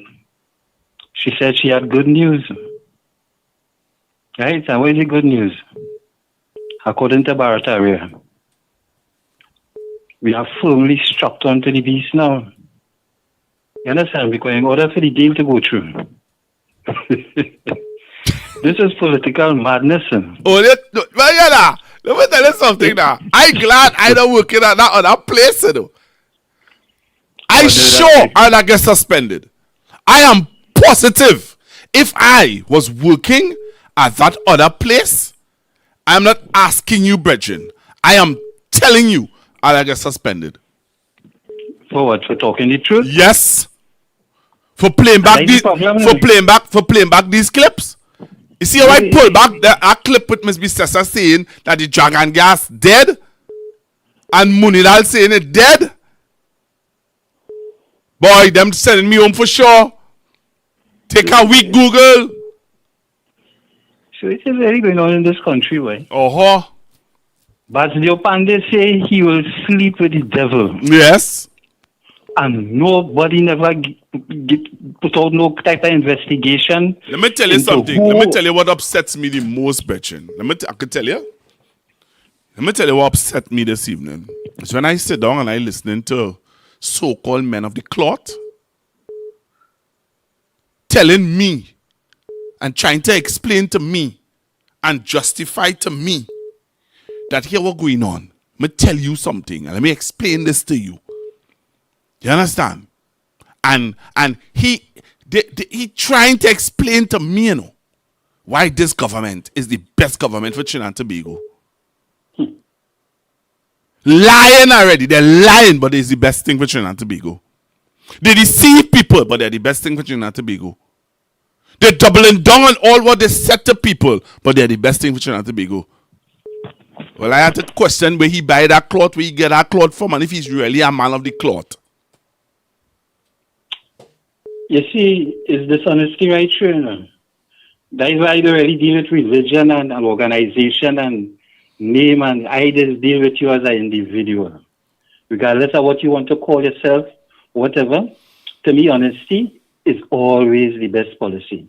Because you see, when you're dishonest and you're doing things in plain sight, I just clearly know you're playing games. Games, boy. You understand? Games. You get sworn in. Is a good thing you didn't hold the Bible? I don't understand why she didn't hold the Bible, you know. I don't understand why you hold the Constitution at Trinidad and Tobago. What are you saying? She didn't swear in the Bible. I think Donald Trump do the same thing too. You know? Oh. I mean, what she did is tell America, as Barataria said, that anytime you're willing to take out a sovereign, legitimate government because the United Nations, nobody in talking the talk what America talking with the imperialism. If the United Nations say, well, yeah, Maduro, XYZ, we could go by that, but nobody except America, and they have a track record of going into people's country without getting proper clearance from Congress in their own country and even from the United Nations. So we struck onto the beast. They come like a whale going and attack a shark. Whoever injuries the whale might get, the shark might kill the whale. Yeah. But you, as a little canal fish, or one of the smallest fish, you know, when you go in, you see a kind of set of little small fish just darting about in the, you understand? You are even that size. You want to strap onto that whale to go into that war for no reason at all. Let me see how this thing goes. Thank you very much, man. Thank you very much. Yeah. Hello, good evening. Good evening. Good evening. I only have one thing to say. I wish Princess Margaret was alive today. She'd have told you where that dragon dance coming from. Explain. No, I'm not going to explain that. You'll get in trouble. But I don't understand. You know the Princess Margaret? The highway. Oh! Guy with the dragon dance Several videos. I got. You hear how you have me laughing as a pastor, boy? Yeah, you need to have some conduct. Don't forget your online. As a pastor, boy, that's what it is you getting on with, boy. You call to tell the pastor or that? Let's get called to tell the pastor. No, man, you mustn't do that. I wish she was around. See that already? See that this time? No, I don't think so. Could yes? And I know country coming from Trinidad. Only know is Princess Margaret. Oh my goodness. My God, send the video for you. Hey, I am a pastor, boy. You can't be doing the pastor that. Well, you cannot be doing the pastor that. You hear what I'm saying, told you? Don't do the pastor that. Hello, good evening. Hi, good evening. You have a question for me? You know I can answer your hard questions. That's why I bring Brian on last night. So here it is now. They in the mood of backtracking right now, right? That's the UNC government right now. You think they go devaluate the dollar now? No, we can't take all of that in one go, sir. You see, all of that, you see what? No, we can't do all of that in one shot. Well, all right, here what to do in one shot. When your show program done, go and see what the former Prime Minister put up on his post an hour ago. Who, short, young? What he put up. Who, No. Dr. Rowley? The Honorable Dr. Rowley. What does he put up? Tell us. It's a subliminal message. What did he put up? Right? It's talking. It's something that is alluding to devaluation. Tell us When now. he puts up something, they have to look at it. I'm not going to take my time. We have to look at it. Mr. Manning say all of us need to take our time. Mr. Manning said that last night and go and look at things. But what I'm saying now is that is what the former Prime Minister, Mr. Dr. Rowling, just put up something there about devaluation. When he does these things, he has an insight on what is going on. Devaluation coming. They're starting to backtrack. Maybe process. Have a good night.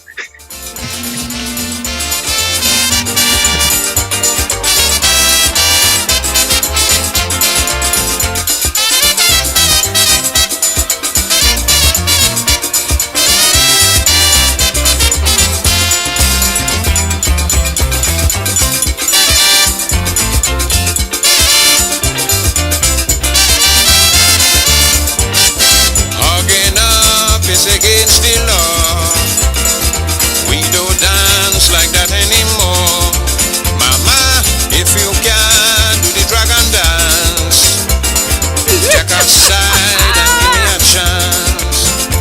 You gotta jump like if you're crazy in the place. Swing and shake your waist to embrace. No, it's a disgrace. Rag and wine in a corner. I start twisting my body here. So only with that, my aunt sent me this thing here. And where did I get these things from, boy? Let me play the Maduro speech now before I get myself in problems. Certain that the people of Trinidad and Tobago are against this. We are neighboring countries. You know that Trinidad and Tobago was sold by the Spanish Empire to the British Empire few years before the independence of Venezuela. So very early we were one single community. The lives in the Caribbean Sea and the coast of the state Sucre, Trinidad and Tobago has been a life of cooperation and brotherhood. It's only now when this lady comes in, there has never been a governor of Trinidad and Tobago to threaten a war against Venezuela. Who is behind this? Who is imposing the intrigue? Who's whispering in the ears of this lady? How is she able to declare this? Who is behind all this? Marco Rubio, of course. The death lord and warlord, that's how he's being described. Wherever he goes, there are dead bombs, dead children. The lord of death and war, of hate, Marco Rubio. So Trinidad and Tobago, all his sectors and political sectors and cultural, economic, and its people, they must impose once more relations of respect. Simple as that. They must impose relations of respect. And we will see. We have defense plans, and the armed forces have announced a part of that. We have defense plans that escalate. There are different lines, and Venezuela can be certain, completely certain, that we will guarantee our sovereignty and preserve peace of our country. Now on the vessel, the fishing vessel, I was thinking what kind of song to write for the year 2001. Should I compose a nation building song or just blaze them politicians? But when I hear Pandey get 19 seats and he run and give a speech of victory, I tell myself something wrong, so I compose this song for kinky head people like me, because I don't understand what's really happening. For years me crooks and panther was busting we liver string. Well, I honestly believe the message was loud and clear, but the results from the elections proved to me stick breaking black man air. They don't hear.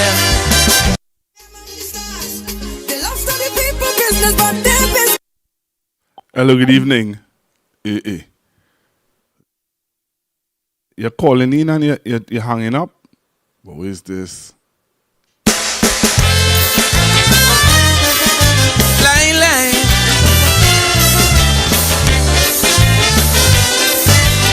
Ding, ding, ding, line.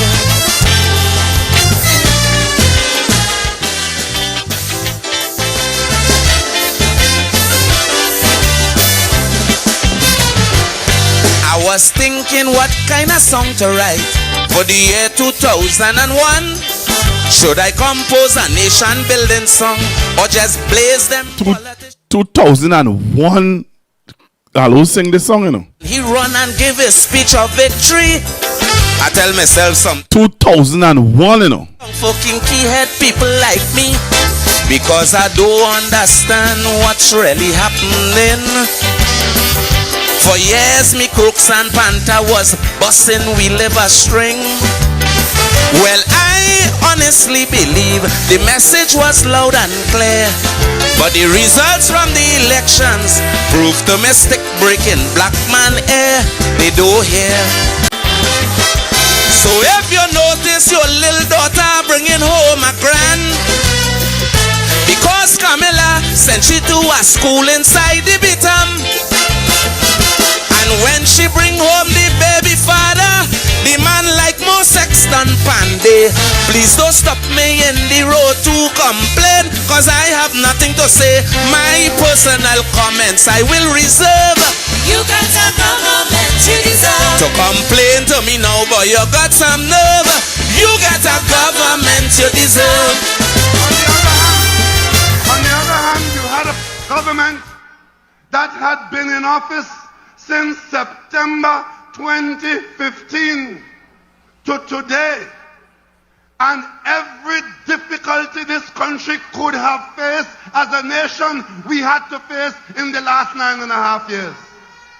And that government, while it would not have solved every problem, it would have engaged the priority list of things to do, things to get done to protect your lives, to protect your jobs, and to protect the nation of Trinidad and Tobago. And that government is the People's National Movement. PNM.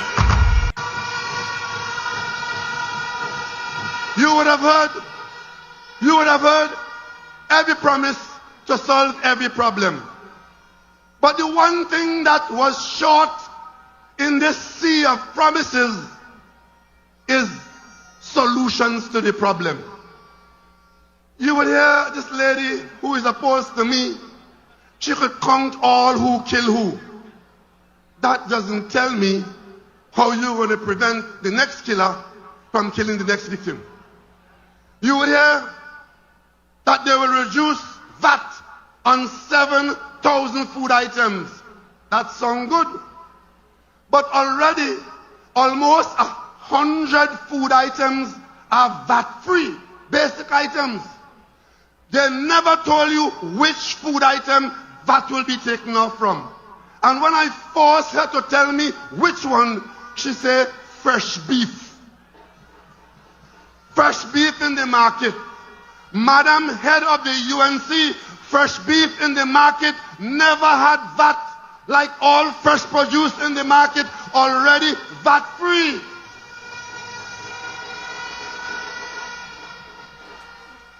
They promised public servants to give them the biggest back pay that they could think of, as much as $18 billion worth of back pay, a 14% increase. The government has 90,000 workers on the government payroll. They promised to give them a 15% increase. That would be $18 billion. And every night, every day, they're in your ears with these promises. Now, of course, if they ever try to do that, as they have written, as they have said, the only way they could begin to think of doing that is to devalue the currency. So every US dollar, instead of costing you 7 Trinidad and Tobago dollars, it will have to cost you more. Negotiating new revenues from our existing gas contracts, you would have been facing something worse than any of the descriptions that they make to you today. And Stuart Young brought that, heading that team, brought us $38 billion more in revenues on contracts that we would not have earned that from. He told by her friends that she likes her weekends to be 5 days. Wednesday, Thursday, Friday, Saturday, Sunday. That is what you need at this time where we are still in great difficulty in managing difficult issues, promising you the sun, the moon, and the stars, and lying about it because they already agree that if you put God out your thoughts and let them become the government on April 29th, the first thing they are going to do is to devalue the Trinidad and Tobago dollar. When we raised it, they're saying it is not true. Well, if it is not true, why did you say so in the parliament? Why did you write it down in your document? You must come now and defend your policy for your anticipated program. Don't just say it is not true. The document is yours, but of course you know that is their style. How many of you were here in 2010 when she said everybody at age 60 will get a old age pension at age 60? Everybody. When they came into office and people said, well, where's my pension you promised? She said, we didn't do that. We didn't say that. It's Ernie Ross and them who make a mistake in the manifesto. Look you straight in the face and tell you this thing that is written in the manifesto is Ernie Ross make a mistake. They are liars and they believe that you are stupid. That's why they could come and promise you all these things, knowing that the country can't afford it. I represent a government which stands in the breach. My 41 colleagues, we know that we have to stand in defense of Trinidad and Tobago. Because if we play politics with the country's economy, with the country's treasury, it is the children who will pay the price, because you adults have already got your share from sweet TNT. It is the young people who will pay the price of being deprived of opportunity. And of course, I want to say to public servants, 2,000 of you have voted for a young woman who was already going astray. She is now on the UNC platform. PSA has 20,000 members. 2,000 of them voted in an election.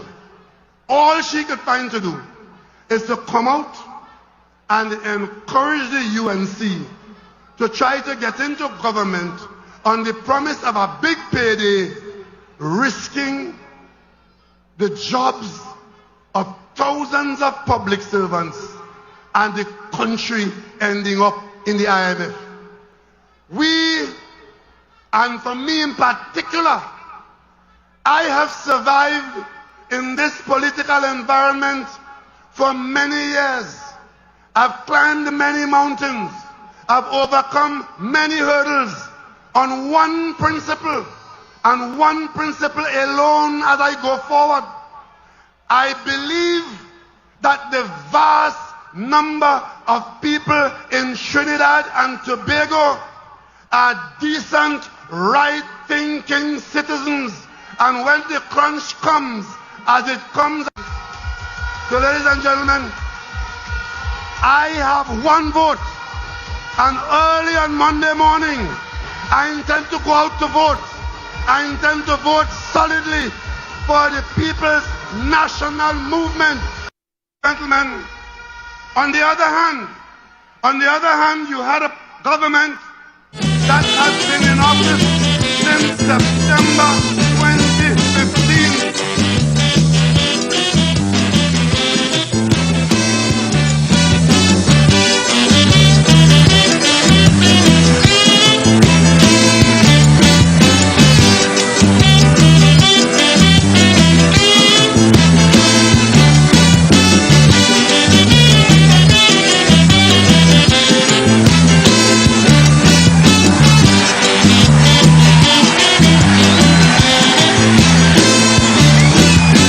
Take a little listen at Kukru. Listen to Kukru a little bit and then you come back and take some calls. I want to play another video for you guys.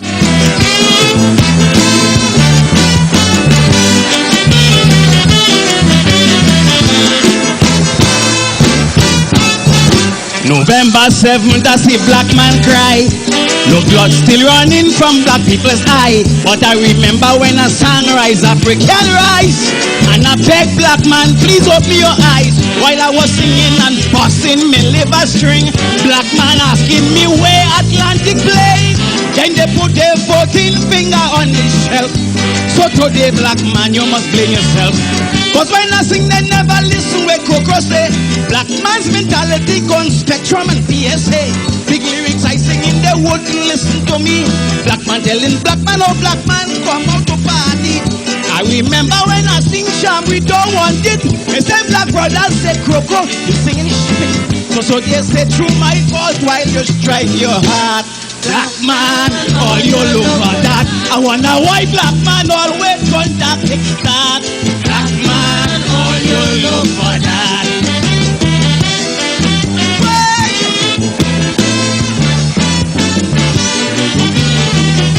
Economic Affairs and Development Kennedy Swarat is doubling down on his responses in the Senate regarding property tax collection.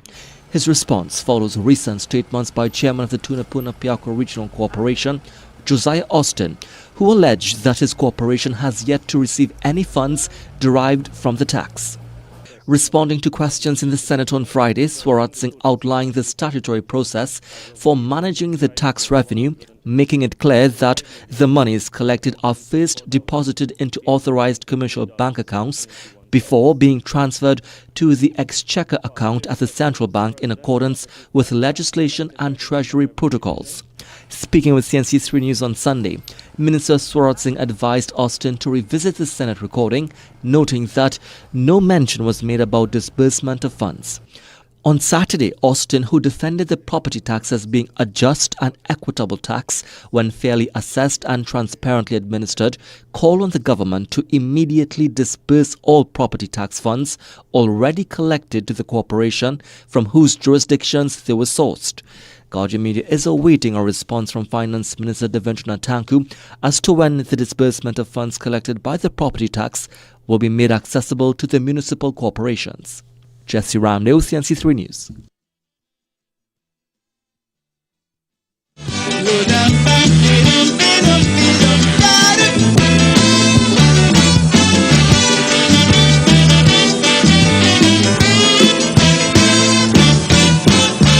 Tobago, I was really annoyed with you, but I realized all you get gets two. Who would that be the both of them with that side with Pande and give away Tobago's best holiday? Them two go and sit down on the wrong table and then look for the best for the old Tobago people. But all you cannot quarrel, all you cannot fret. That's where you ask for, that's the way you get. We still love Nelson and Calypso Rose. The world know we honestly recognize those. Dwight Young, a great footballer with Aston Villa. We always show love and respect to that fella. But all you smile when Robbie married to Pande. I hope all you understand where Satmaraj say. If he thought I marry a black man, he drop ship black. Tobago, all you look for that. Mighty Masquerade is done and Ricky Jai start. Tobago, all you look for that.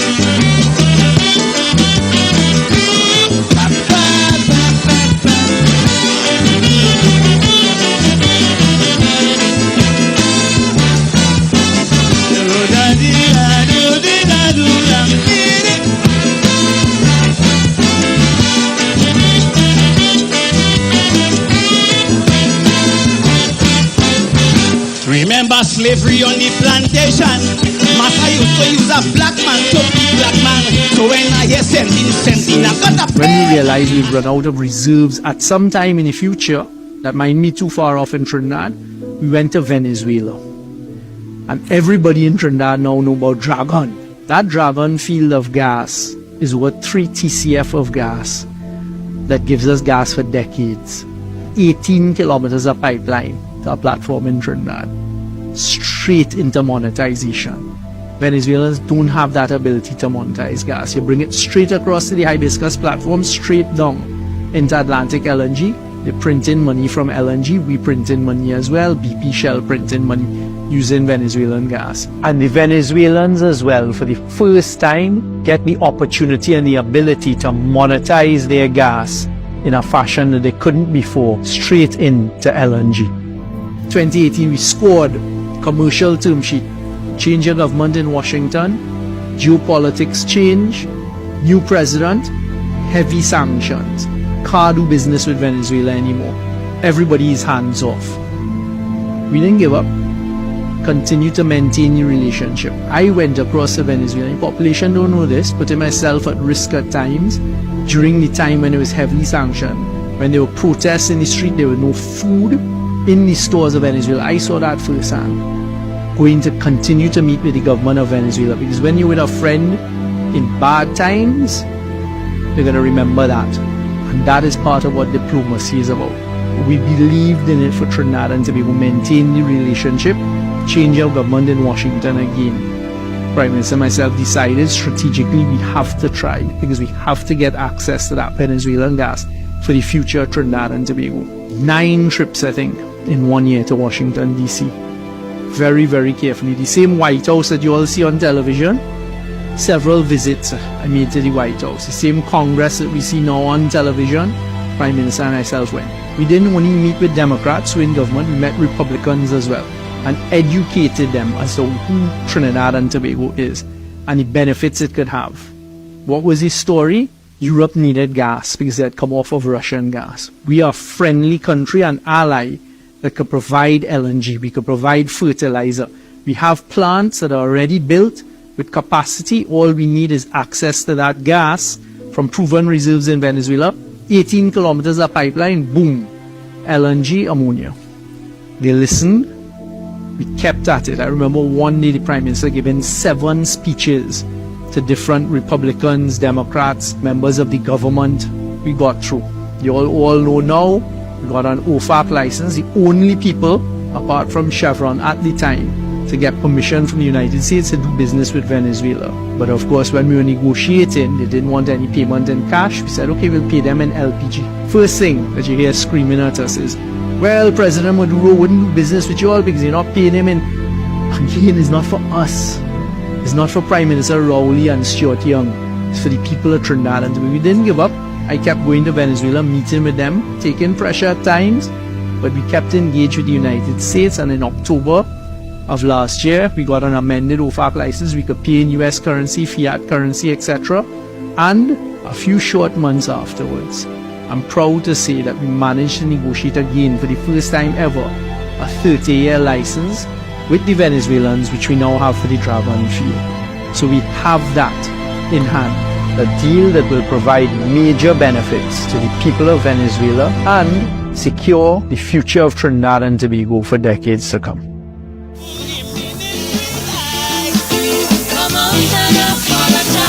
want to keep their corrupted thing alive and disguise. Come on, turn up, but I remember when I jammed the guy so in tongue that Maharaj and them tried to squeeze me down, but Lord teaching.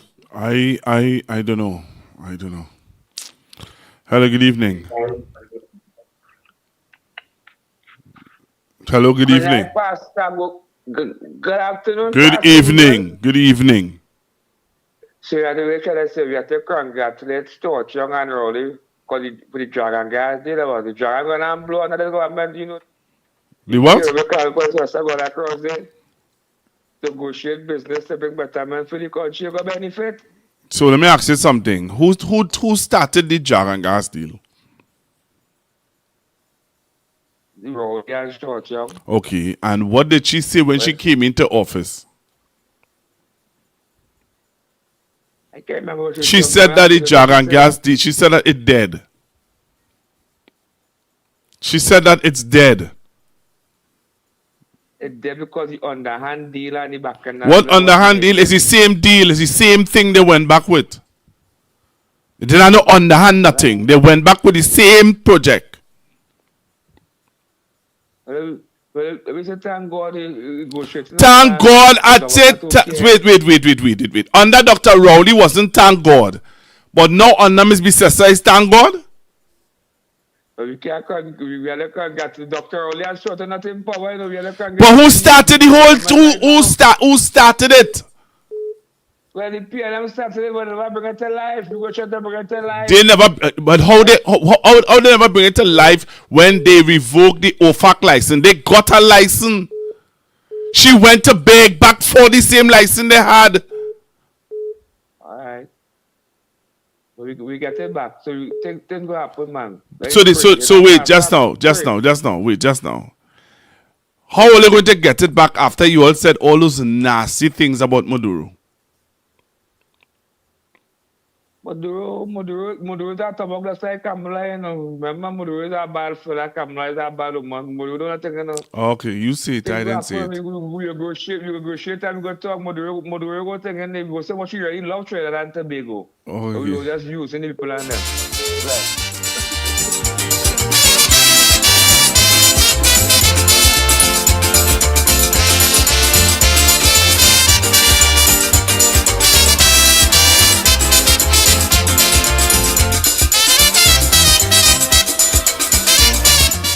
Hello, good evening. Hello, good night. Hi, good evening. On behalf of Trinidad and Tobago, Pastor Google, can you find the time to play back that speech by Dr. the Honorable Christopher Rowley? Just one more time for the night, please. Thanks. That's all I have. If you can do the dragon dance, take a side and give me a chance.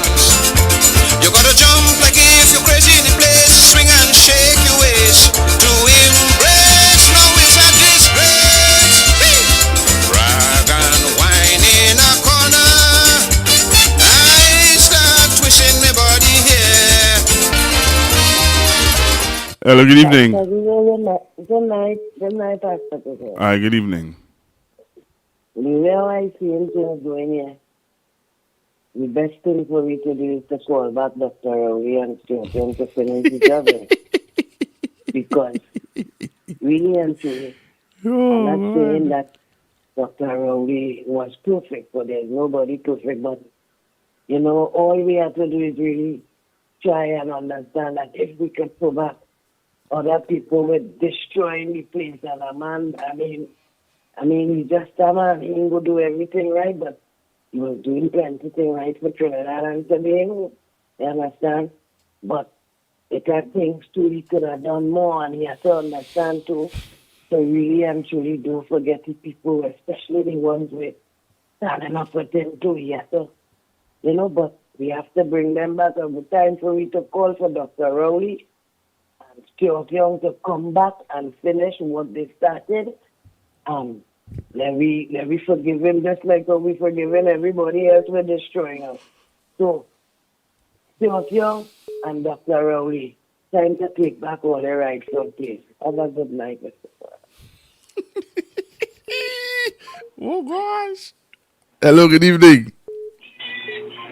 Good evening. I feel like I stop listening to your show, you know, this hour. Why? You see that fella who called he like he noticed for the whole week, and we have plenty more days to go still for the week. You see them kind of thing before you go and sleep and you hear them stupid talk in your head, that, I don't know, boy. You hear that stupid talk? You see that stupid man talk? Oh, wow. He's serious. I want a song to play for him. I want a calypso to play for him. Anybody notice that? It have a calypso named Dotish? Yeah, it have a calypso named Dotish. Send it for me. All right. I want that calypso, Dotish. Yeah. Oh, gosh. Hey. Yeah, that. Trinidad Tobago sweet too bad, you know. Hello, good evening. Pastor. That fellow will call you there, boy. He don't listen, but somebody else tell he can call and say something. Did I pay him? If the fellow listening, let me tell him something. Nobody again like see yet, the only tell she hear what? Give you a chance to come down and wipe him out, and they already last time you already gas. So hear them thing, here listening. Where these fellas has come from, you know, because of what she has done with that dragon deal. We lost $2 billion a year with that. You know, for the next 10 or 15 years, at $2 billion a year, you know what we would have been in Trinidad and Tobago. So these people them don't think, they don't talk. I know our next one, they call him Felix, and they call our next one Tom Welch. I had no way. Them fellas have to be real dumb. Them fellas sit down there, they bring what I keep talking, he same thing, and next one only reviewing. And I don't know, well, tomorrow now, I will take a minute to hear what they say about that dragon there. The man tells Kamala the man say that. He said the same thing I tell one of the callers that they would have done. He said that they renegotiated the deal. The man never said that. But no negotiation are gone yet. The man have to wait till America wipe out New Zealand and wipe out Venezuela. Then that negotiation will go on to get the gas. That is what they say. So they never give she no license. So I don't know what this answer that them next two fellas.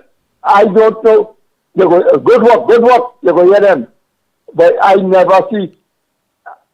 Pastor, I'm going to sleep later. Where you going and sleep? Where you going? We have more to talk about. Where you going? You get any callers like that fella again? Nah, I take no more calls from me. Later, papi. Only, I have my aunt listening to me from New York. I'm my aunt listening to me from New York. Auntie, thanks for the support and the love. You understand? Were you calling back for, Bridget? Leave me alone now, boy. Leave me alone now, boy. People, I have over how much persons on the live right now? I have over 900 people on the live. You call it to run my listeners and my viewers? No. Somebody say Caribbean soul. Okay. Only I trying to find a song. Let me see if there's a song here. Let me see if there's a song. Again, somebody put some sense in the brain. What to do again? What to say again? Somebody put some sense in the brain.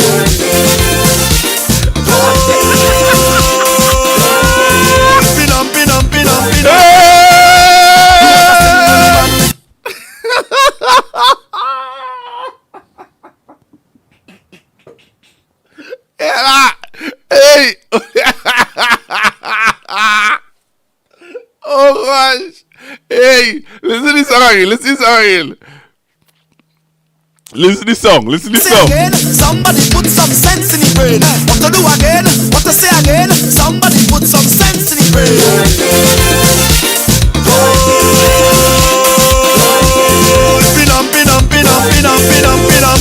You want a single man? Hey, somebody whole song now. What kind of piece of song is that? Hello, good evening. Good evening, Pastor Guru. Totish. You don't respond to them. Oh, God. You don't take them on. You don't just Dr. Rowley said something. I could have played fully, you know.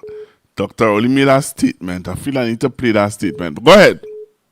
You know, I just had a look at Rhoda Barrett.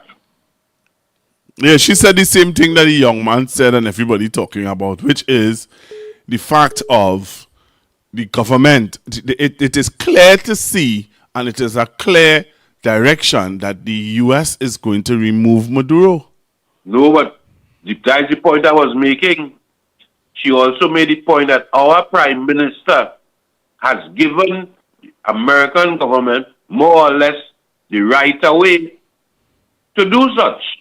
Technically. That is why I said, oh, they put all. But that's nothing new. Miss Bissessa would have said that under when Dr. Rowley and they were saying that they were not supporting what's his name, Guaido. They were not supporting Guaido. They were supporting Maduro. Because when you pick up the phone and you call Venezuela, one Guaido is not. Answer the phone in the White House we dealing with. Well, right. So then, but what Rhoda is saying, there's nothing new. That is exactly what Dr. Rowley and they have been preaching for the long time.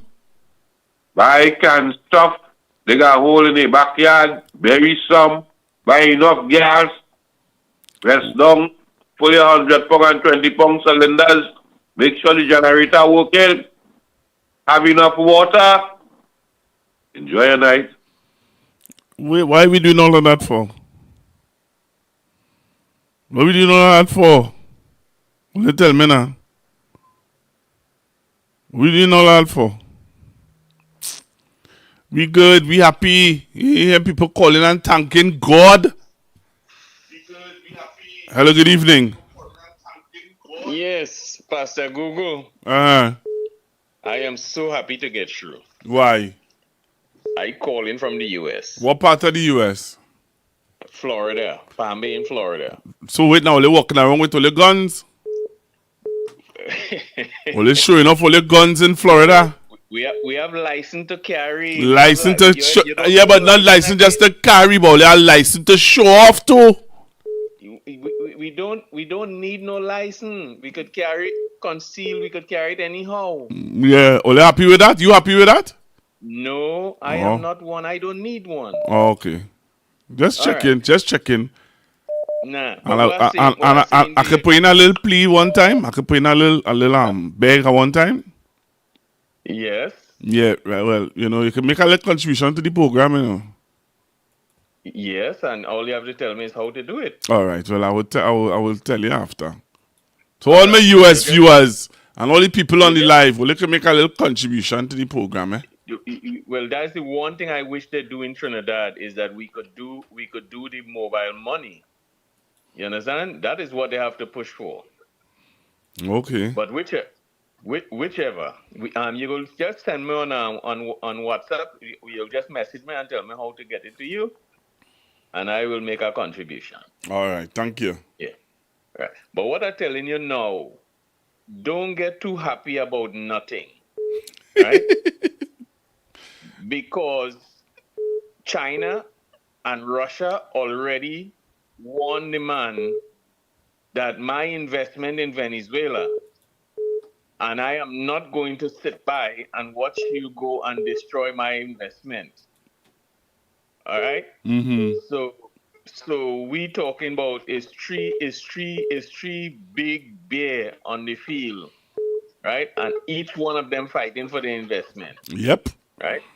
Trump only looking for excuse because he in real trouble here. Because you see that Epstein file that all they hearing about?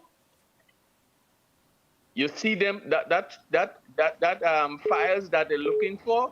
Yeah. They're doing anything and everything to distract. Wow. Right? Yeah, man. So all that is just a big bluff. All right? Thank you. Only don't get too excited about nothing. All right. When you come off the line, just message and say send info. All right. Yeah, okay, man. no problem. Don't be a stranger. Make sure and call right through, Well, I just try to get through, but you know how it's tough to get through in your program, brother. I want to set up our next phone line. All right. What do you think about that? Yes, we need one. All right, man. Yeah. Thank you very much.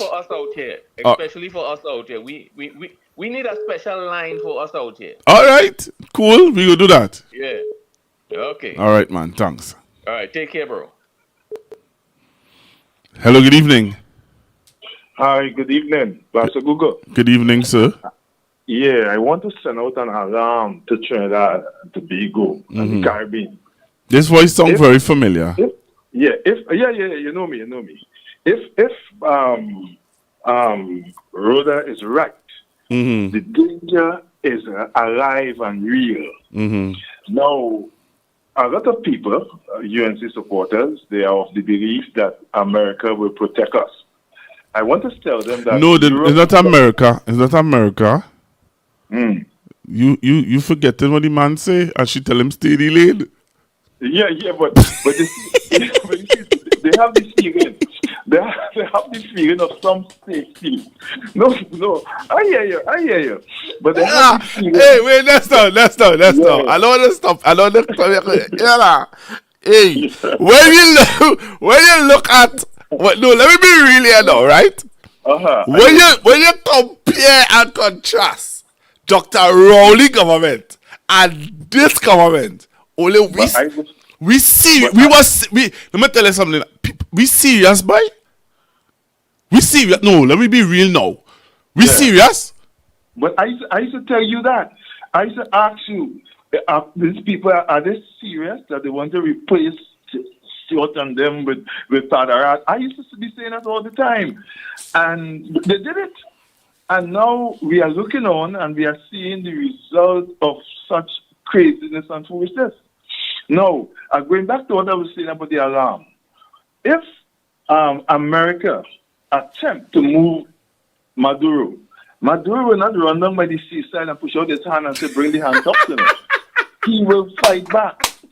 And in fighting back, he sees Trinidad as an ally of America. Yes, but he said it. Well, right. So if he begin to fire missiles, it just needs about 2 to get through, you know. It just needs 1 missile to hit our gas fields down Faizabad and wipe out the whole south, you know. It just takes 1 missile to hit Port of Spain and wipe out our city, you know, where you have 35,000 people working every day. So when these people toy with this idea, failing to recognize Europe is trying to protect Ukraine, and cities after cities are disappearing in Ukraine. So if America trying to protect us and Maduro is firing missiles, some will get through the air defenses. And if one should hit the gas field in Faizabad, folks, we are dealing with serious issues, you know. You hit Faizabad and Point and Faizabad and Sipai, all these places gone, you know. On a normal day, 35,000 people are working in Port of Spain. A missile hitting our city centers will put us back 30-something years. It's not a joke now. We laughing about this is a serious thing, you know. This is a serious thing, you know. It's a very serious thing. Even all right, putting all jokes aside, right? Let's just hypothetically we looking at something now. Let's just say, okay, America gonna defend me, right? Yeah. As you just said, America cannot stop a bomb from coming to Trinidad. Cannot. 1 or 2 will get through. And when 1 or 2 get through, where it will hit? Google, we are talking tonight. But all next month and thing, both of us could be random, pushed up the daisies, you know. Easy as that, you know. Or some of your relatives, your mom, your children, your uncle. As easy as that. Gone. That's what is happening in Gaza and these places. Gone. Wow. And these fellas might take Maduro in 2 days or 3 days, but there's enough time for Maduro to destroy Trinidad. Yeah. And I don't know when I hear these people talking, when I hear Kamala talking of foolishness. I don't know if these folks and things who are wrong here, they are not looking at this thing in a sane way. Are they looking around? They watching. All these bombs knocking out whole villages and things. No, they're not seeing that. They're looking at it as Alexander said. Lawyers are drinking milk from their own cows. Boy, I stood there and listening to you like God. I got you on in the night they are seeing you getting almost more people than when there was a 91.1. 91.9. Yeah. They're getting their heart out. They're upset. Yeah. And the thing about it is, and I'll say it big and bold, I could say this tonight. I'll say this tonight to you because you said it to me. You said something to me there. I want to say this to you, and I want you to listen to me carefully. When I was on that frequency, I was like the lion whose mother died and was following sheep. Never believed that I was a lion. I always believed that I was a sheep because I had to be there in order to be somebody. Yeah. It was always said to us that anytime we leave there, you're nothing. Yeah, nothing. Yeah. Well, tonight, I want them to go back and tell the sheep that are roaring now. Yeah. You understand? Are roaring now. Watch the numbers, as you rightfully say. When I was on that other place, I couldn't talk free as I was talking now. And I did not have the amount of numbers that I have now. Yeah. Yeah. I was trained to be a sheep. Hush. Or else you'll get a weak home. Don't talk your truth here. But nobody can stand up by no door now and tell me take it down.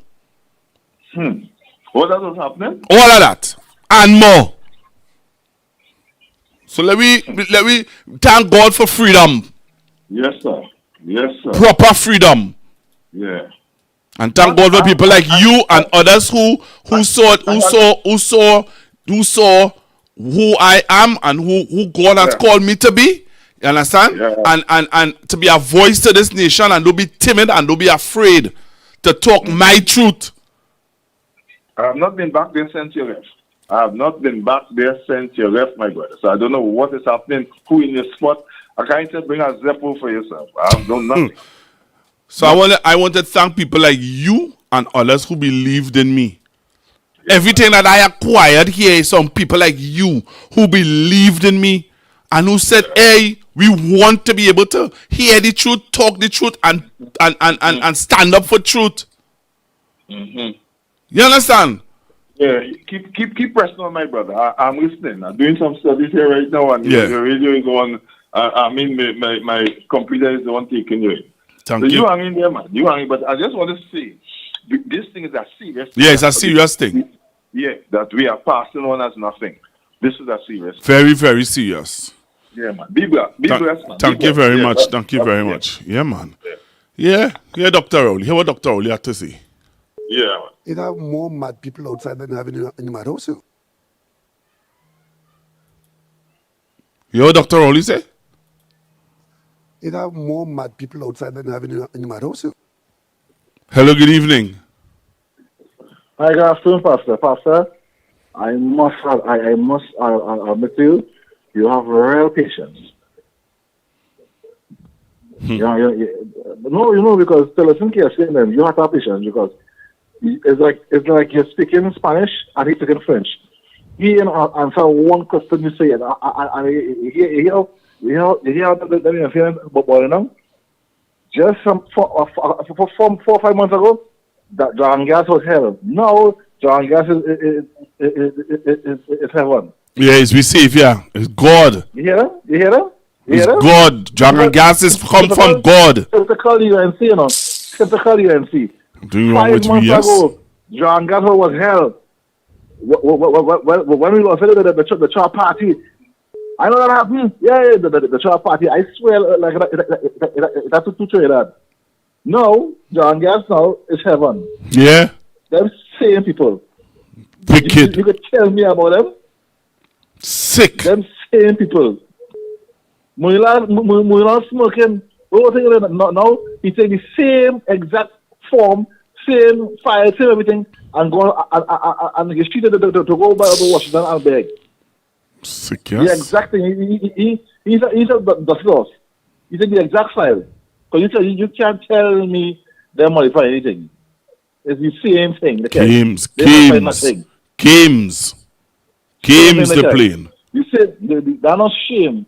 The same thing that the bar talking about the film nothing. They say nothing good about is the same thing they carry. Why if she couldn't talk nothing? It's the same thing but I can say it's easy and they had no shame. Thank you very much, caller.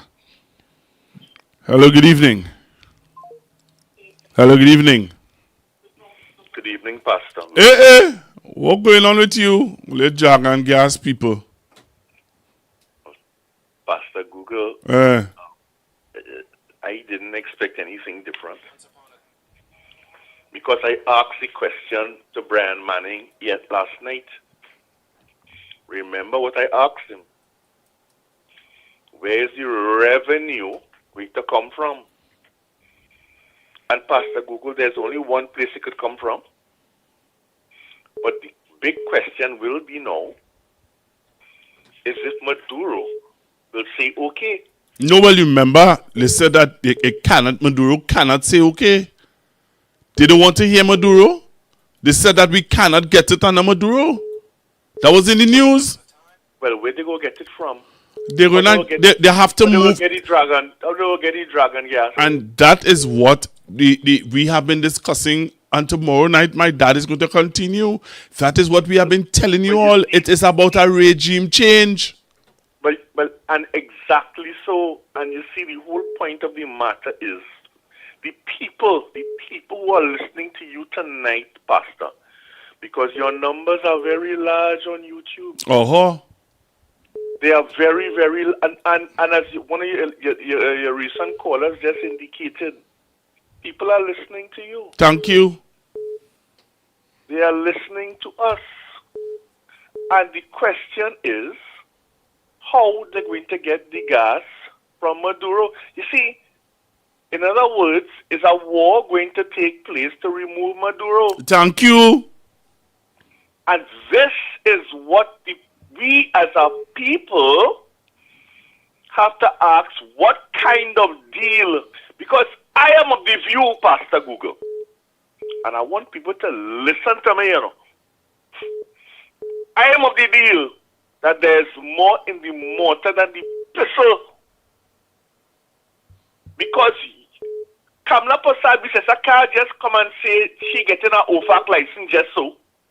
She knows more. She knows better that at the end of the day, Maduro not going to come and tell her, well, no problem, go and get the gas now, darling. And I want Trinidad and Tobago to understand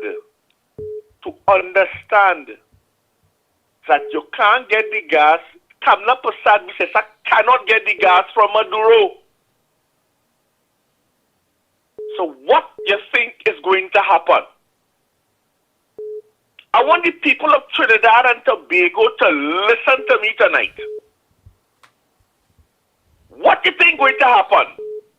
What do you think? What kind of deal you think has been made for her to get an okay all of a sudden? To get an OFAC license in just a simple discussion with the Secretary of State. Trinidad and Tobago, all you listen and understand. A deal has been made and we don't know what the real deal is. Because for America to come and turn tail and say, hey, or you will get the OFAC license. What do you think Kamala Prasad Bissessa would have given up, would have agreed to with America in order to get that OFAC license? Has anybody asked themselves that question? How come America just turn around just so and say, yeah, okay, you will get the license? Trinidad and Tobago, ask all yourself that question. Because if Trump said no more license, but all of a sudden,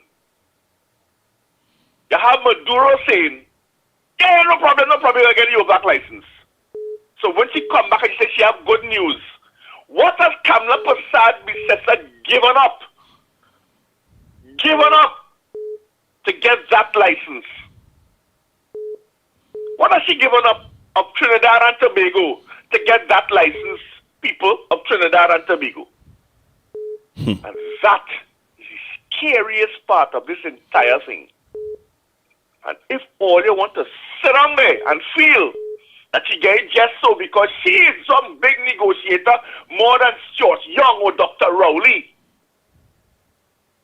Think about what she has given to the United States of America in order to get that. Because she knows without that gas, we in real trouble. She knows. She knew it before and she knows it now. She knew it before and she knows it now. You think they're not talking about these things behind closed doors? Why do you think they can't tell us when is the budget? Think about it just for a second. Up to today, the last day of September, they cannot tell us what days. Now, we have an idea. Yes, I agree. We have an idea. But they can't tell me officially when it's budget day. What do you think they was waiting on? Trinidad and Tobago, ask all yourself now. We normally know when it's budget day in Trinidad and Tobago. Not so.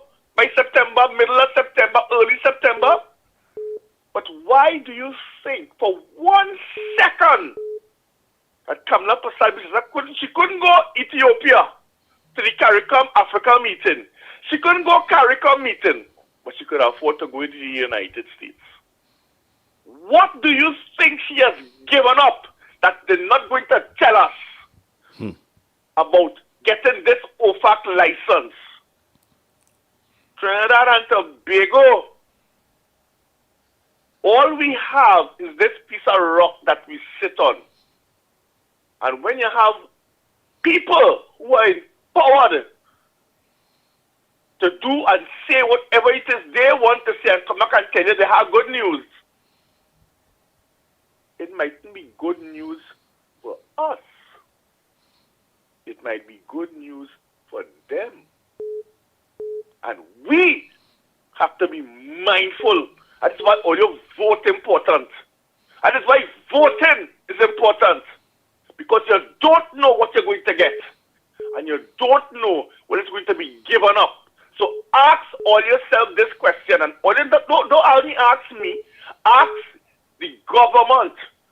What have you offered the people of the United States of America in order to get an okay on an OFAC license when you even haven't spoken to Maduro? And when you get the real answer, call and see. Have a good evening, Pastor Google. Thank you very much, sir. Hello, good evening. Hello, good evening.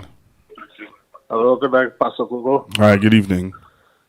You know, I come to it's something that dawned on me a long time ago, but it really affirmed right now. What's that? Trinidadians are not a serious people. Why you say that? Because on serious matters, we just joke about everything. If they say we have a hurricane warning, everybody goes say, "Nah, I got no hurricane. They're going to just come and go." The same thing here with Venezuela. The same thing we have here with Venezuela. It still have people not taking this thing serious. I lived among Venezuelans when I was young. Venezuelans are a serious people. If they move with one head. Over here in Trinidad, as that caller, a few calls back, want to talk, producing their head, saying that how everything will be good, man. Everything. Trinidadians, we don't sit down, and most of us don't sit down and really think about what really going on. People realize what a dangerous position Trinidad is in right now. How dangerous it is. When you watch news online from other places, from other online news sources, you come to realize, and when they talk about Trinidad, we worse than Ukraine right now, you know. Nothing has started yet. But as a caller before this say, there's something more that going on here that we know about. We get that dragon gas deal now without Maduro in the deal. It don't take a scientist to realize that they have intentions. We in such an awkward, dangerous position right now. People studying what it is really going on here in Trinidad. Even my Venezuelan family across there, they say, what is going on with all your government? Why all you put her there? Because let me tell you something, a lot of people have the impression that Maduro is a dictator. Maduro is not a dictator. You name me, right? Name me one dictator on the face of this earth that allows 1 out of every 4 people in his country to own a firearm. Name one. I'll go wait. You think Maduro get all these people to muster up to defend the country by threats? Let me tell you something that Maduro said. Maduro said, since Chavez passed this on to me, if I decide one day that I will want to step down and thing, he said the people will kill me. They put me there to do something for them because Venezuelan independence was born by blood. We get our independence, how I should say, as one Venezuelan tell me, it come like a Christmas present. We wake up one morning and bam, we get independence. They had to fight and bleed and die for their independence. Trinidad was a resting point at one point in time during the Revolutionary Wars. Back in those days, they would go there, rest. They would hire a lot of other soldiers, and Simon Bolivar would come back with all of them to fight. Venezuelans are not giving up their sovereignty just so. That is why with every attempt that the Americans try to get rid of Maduro and whatnot, it's not Maduro really, it's the people. And if it is that they manage to get rid of Maduro, it'll have somebody just come there to replace him, and it might be somebody even worse. Because even the opposition in Venezuela don't want any U.S. involvement in it. Because they watch what happened in Iraq, they watch what happened in Afghanistan. They don't want that to happen there. They don't. The real reason why the U.S. crouching on Venezuela right now is simply because of China coming into the region. They have this Monroe Doctrine that say, look, nothing happens on this side of the hemisphere unless we allow it. China come in and say, hey, what's going on? These people here say that we is not your backyard anymore, And China's invested heavily in Venezuela. All right. I have some callers calling in. Callers, I want to give everybody else a chance. Sure. Okay. All right, man. Yeah, welcome. Hello, good evening. Yeah, Pastor. What's going on? I hear Brian wondering what it is our Prime Minister gave up to get the OFAC deal back online. But I want to tell him, even before we got back the OFAC license today, our Prime Minister has made it clear to the U.S. government that they could use here, Trinidad and Tobago, for the purpose of attacking Venezuela whenever they want. You understand? Probably there is more to the deal, but that is as clear as daylight to me. Right? So, the problem Venezuela have with us now is that we come like part of the American army too. You understand? And that is what they're trying to tell us for the past couple of weeks. As part of the agreement with the Americans to take out the government, we will be in the front line of the fire anytime they have to defend the democracy. Why are we in this position? And a man calling you just now and telling you, thank God, the same day what I was jumping up about and saying Rowley this and Rowley doing it in secret. How you could be doing it in secret? 9 times Stuart Young say he went in the White House, Congress. American know everything we was doing with the deal with Venezuela. It wasn't no secret. But we're so backward. I don't know why they hate PNM so. I don't know if it's an inferiority complex. We as Africans, we suffering if we feel other people better to lead us than our own. But it's real dread to see that we was living a real nice, peaceful life, and all of a sudden, we don't know what around the corner. Even tomorrow morning could be a different atmosphere in this country. Thank you very much. Thank you very much. I want to play for what Rhoda said, because Rhoda and all is alluding to something that, a lot of you, may not be aware of. So I'm going to play it for you all in a little bit, what Rhoda would have said. Hello, good evening. Yeah, Pastor. I see you play the clip with Miss Dr. Rowley there. I appreciate that very much. I just want to make a little comment though. In coming to the end of his speech, right? He was telling the audience there in the crowd that, the elder people, you would have gotten your share. But if a devaluation comes in this current climate, it's younger people who will suffer more, right? We will suffer more because right now we have our degrees, we have our masters. When we're going to look for employment, we hardly gain employment.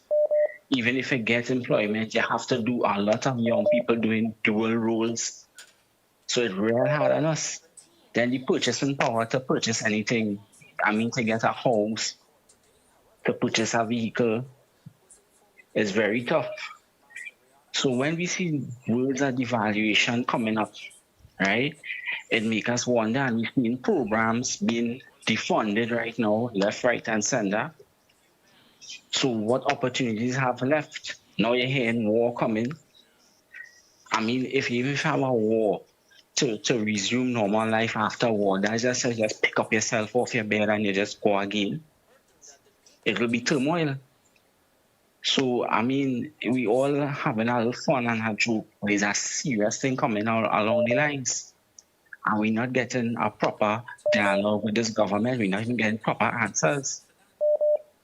And we have an elderly person leading this country, right? A geriatric with no solutions. That is my contribution for tonight, Pastor. Have a good night. Thank you very much. All right, let's take this caller. Hello, good evening. Hello, good evening. Hello, Pastor. Good evening. Good evening. I call to talk serious to the citizens of this country. I want them to listen to me, please. Pastor, citizens of Trinidad and Tobago, the people who the UNC have interpreting all what the ministers in Venezuela does be saying are talking about Diosdado Cabello, Delcy Rodriguez, and Vladimir Padrino Lopez. They're not telling them exactly what these people saying. No, you know how I know what you're saying? You know I know what you're saying is true? I came across a blogger the other day, and he was saying how Maduro is backing down and he is going cap in hand, begging and asking the American government to forgive him and all those things. And you see the same video I showed just now with Maduro talking about Ms. Bisasa? That was the video that young man used. So I agree with you that there are people who are out there fooling people. What I really want to explain is, you see, when they give us the little information in the news, mainstream media here, they will tell you about the lacquerie, like Delcy. The last time she said to them that the only bomb drop in the Caribbean here is the government that we have, our government. That is the bomb that dropped. Oh, she said that the bomb dropped in where he named head. In Philip Alexander head. That the only bomb that dropped. Right, which is our government. That's what she said. The government that we have is the bomb that dropped. Right? Let me tell you something. They does be saying more things, but they're not bringing it out. They're not bringing it out. Let me tell you our next thing Diosdado said. He said that she, the Prime Minister of Trinidad and Tobago, is responsible for that bombing of that boat 5 o'clock in the morning. She is responsible for the bombing of that boat that was bombed 5 o'clock in the morning in our waters, meaning their waters and our waters. Remember, fisherman from Palatube is who saw the wreckage of the boat. Bodies came up in Tobago, and the U.S. government say it was bombed in international waters. Before the Venezuelans found out that it was really true with that bombing, they were saying it's AI. But then after people reported, the family members of the deceased live in East Venezuela, Sucre, in a place called San Juan Unire. You listening to me? I listened to the Venezuelan news, and they said the boat left 3 o'clock in the morning. 3 o'clock in the morning, the boat leave to come here. If you listen to Ian Allen, he told you that boat does always come on the jetty in Caranage. Probably they was doing trade. U.S. people do not understand these little pirogues that do fishing. Fishing boat to them is like the size of the ferry going south. That is fishing boat for them. They calling these things speedboats. They don't understand that this part of the world, people that's fishing them thing. So anytime they see that, they will bomb it in the water. And they're telling the lady that's dangerous too for our fishermen. The man said there is no forgiveness. She was vulgar in her response when they asked for the bodies.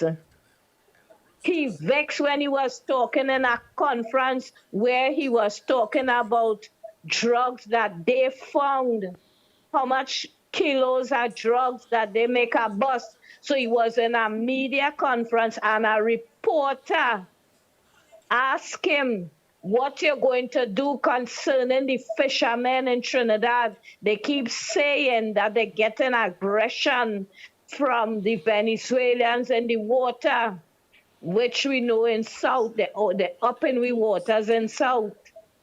And he said the same waters that we does use, they does use it too, meaning the Trinidad fishermen. And whatever aggression they get out there, so be it. Listen, these people draw the line in the sand. He said there is no forgiveness. They're not forgiving her.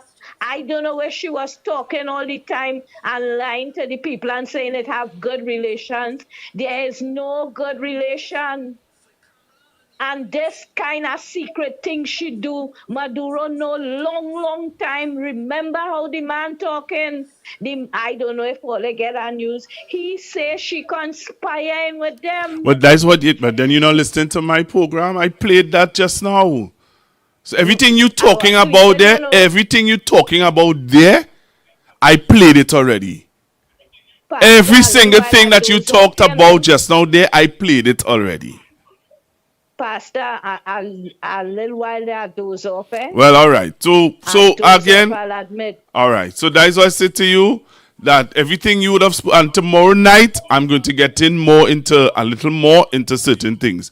But what you talk about just now there with Maduro talking about us conspiring to whatever, I played that video.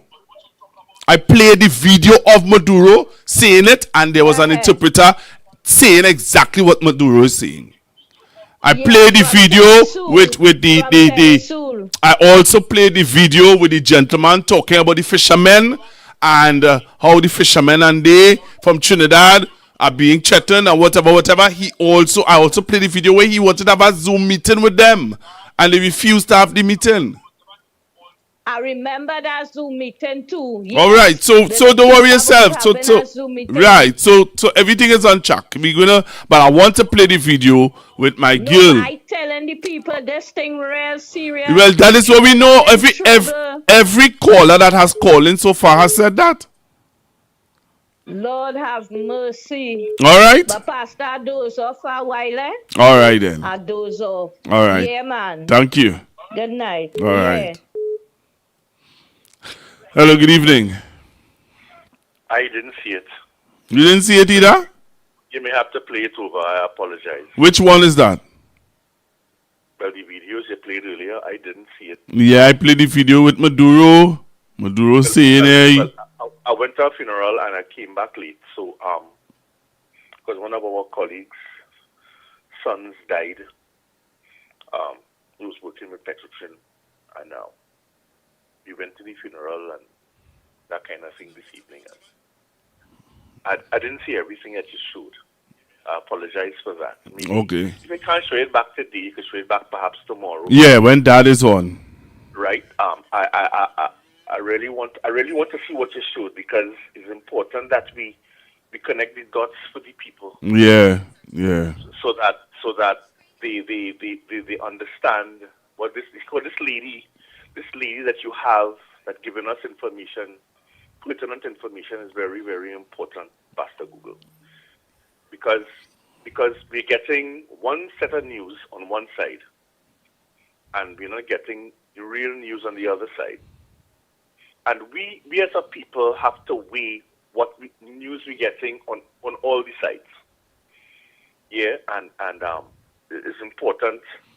Again, I apologize. I didn't see it. I missed it, just like this last lady who called you. And it's important that you give it to us again. And you need to do that so that those of us who would have missed it would get it again and get an understanding of what you and this lady, who is very, very important as far as I am concerned, because she's giving us pertinent information.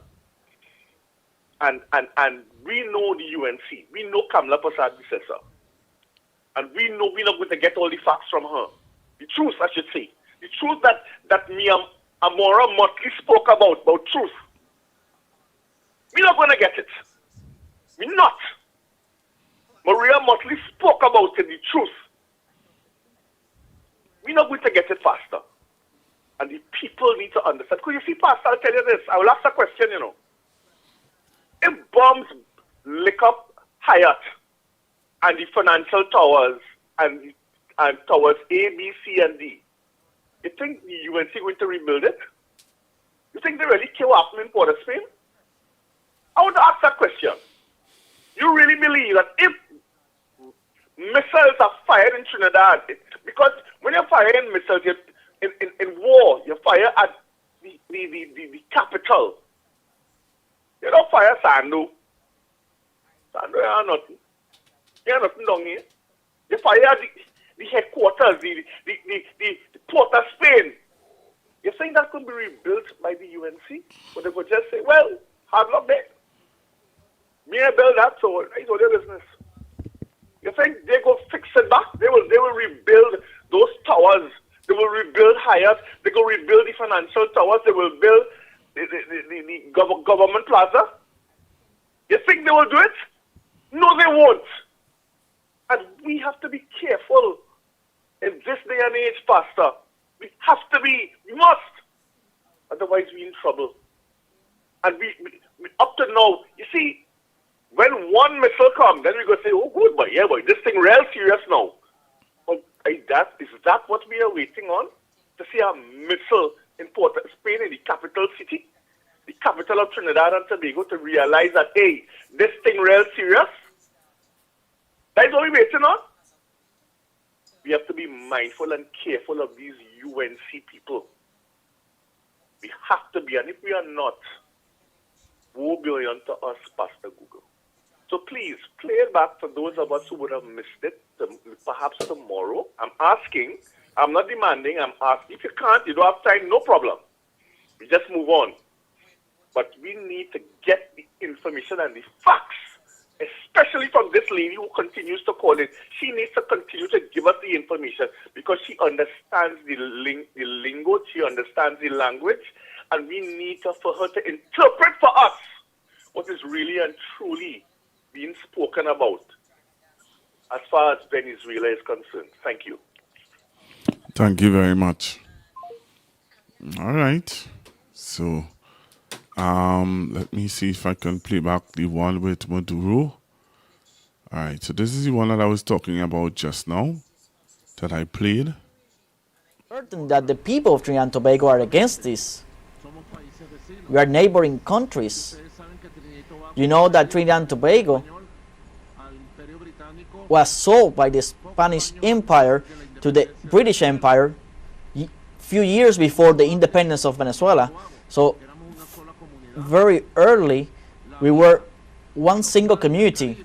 The lives in the Caribbean Sea and the coast of the state Sucre, Trinidad and Tobago has been a life of cooperation and brotherhood. It's only now when this lady comes in, there has never been a governor of Trinidad and Tobago to threaten a war against Venezuela. Who is behind this? Who is imposing the intrigue? Who's whispering in the ears of this lady? How is she able to declare this? Who is behind all this? Marco Rubio, of course. The death lord and warlord, that's how he's being described. Wherever he goes, there are dead bombs, dead children. The lord of death and war, of hate, Marco Rubio. So Trinidad and Tobago, all his sectors and political sectors and cultural, economic, and its people, they must impose once more relations of respect. Simple as that. They must impose relations of respect. And we will see. We have defense plans, and the armed forces have announced a part of that. We have defense plans that escalate. There are different lines, and Venezuela can be certain, completely certain, that we will guarantee our sovereignty and preserve peace of our country. So that was his speech. On the vessel, the fishing vessel, certain that the people of Trinidad. So that was his speech by Maduro that the man was interpreting. Right? There's another one. I'll try and play that one with the Venezuelans talking about the fishermen. All right? I'll try and play that one for you guys. Why are you calling me? Call your other programs, the man. Or let us don't call other programs and say all kind of nasty things about me and then want to call here. I ain't taking no more calls from you. People coming up the live when they hear your voice. I'm not making no sense. What's this I'm going to play here now, Rhoda? All right? I'm going to play for you all, Miss Rhoda Barrett, and how she would have felt or her views on the issue of this OFAC license. All right? I'm not really into playing other persons so much on my thing here, but because it's Rhoda, even though Rhoda already checked for me, but because it's Rhoda, I'll play it. You understand? I tell you, me putting what in my mouth to say that no, this is my platform. I could see what I want here. You understand? Be responsible. But I know that Rhoda don't really check for me.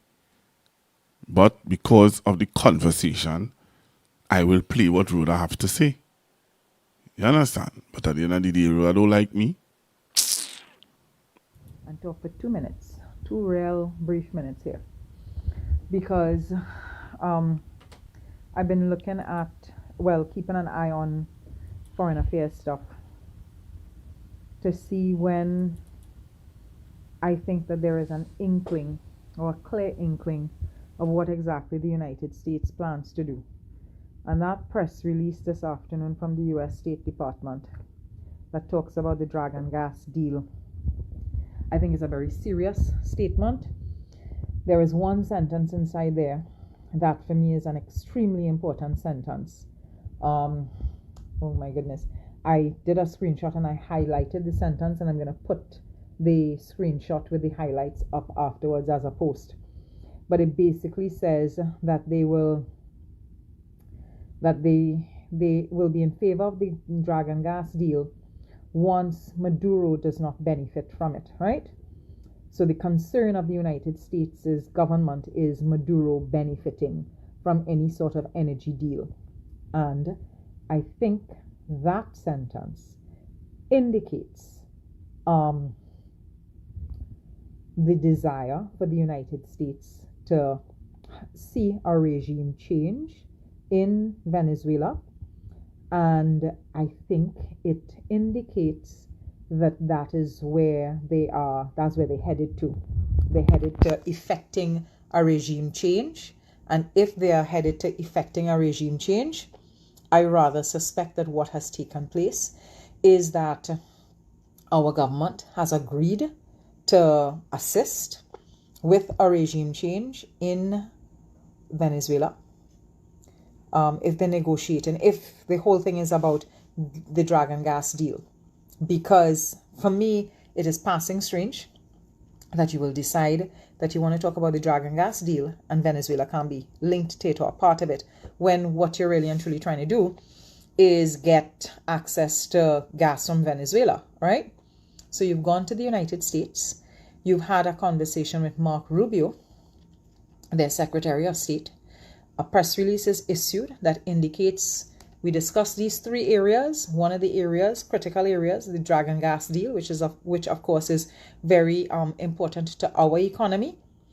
And the caveat statement inside there is that they will be in support of the deal once it's not benefiting Maduro, which implies to me that the United States wants to see a change in the regime. And I think we as Trinbagonians need to be mindful and aware and prepared for what may come for the United States' government to be able to ensure that Maduro does not benefit. So I feel all of the uncertainty that we've been under, and it's not just uncertainty, it's been a lot of other things that we've been experiencing. But I feel that press statement is saying a lot once you can read between the lines. So I'll post up an image of the statement with the highlighted line. And I think we need to be very watchful, and we need to start to prepare for whatever foolishness this government is looking to get itself involved in. Right? So this was just a quickie.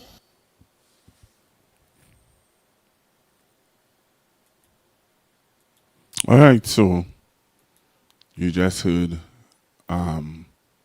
what Rhoda had to say. What is Rhoda Barrett view? Because Mr. Barrett call and talk about it.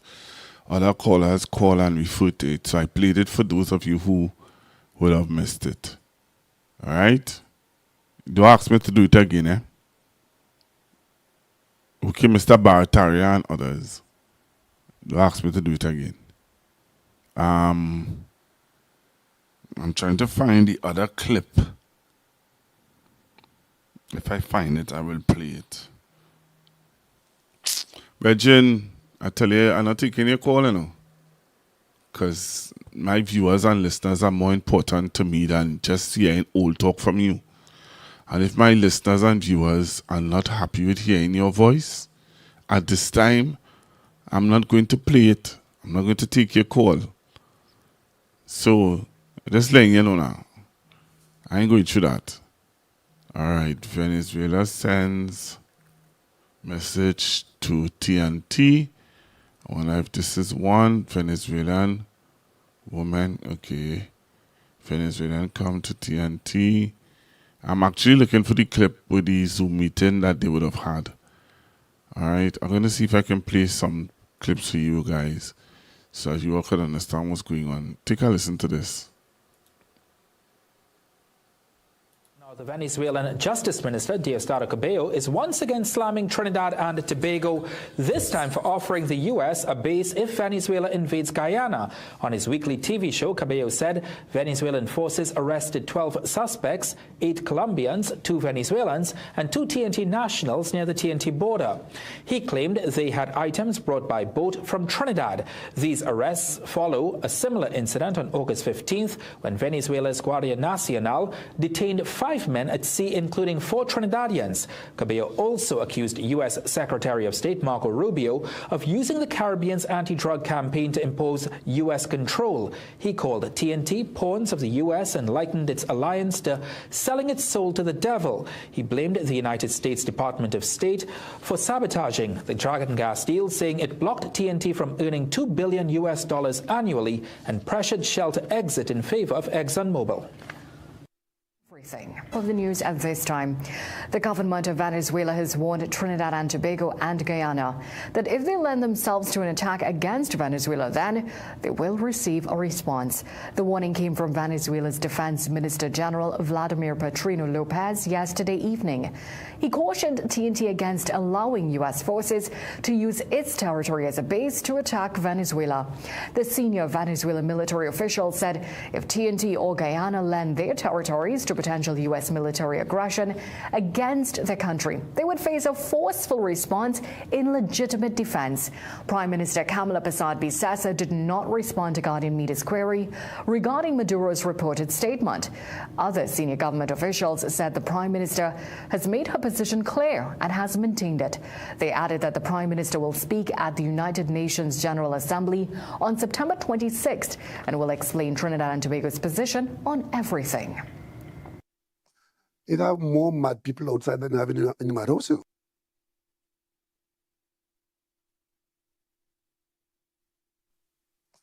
It have more mad people outside than having in the mad house.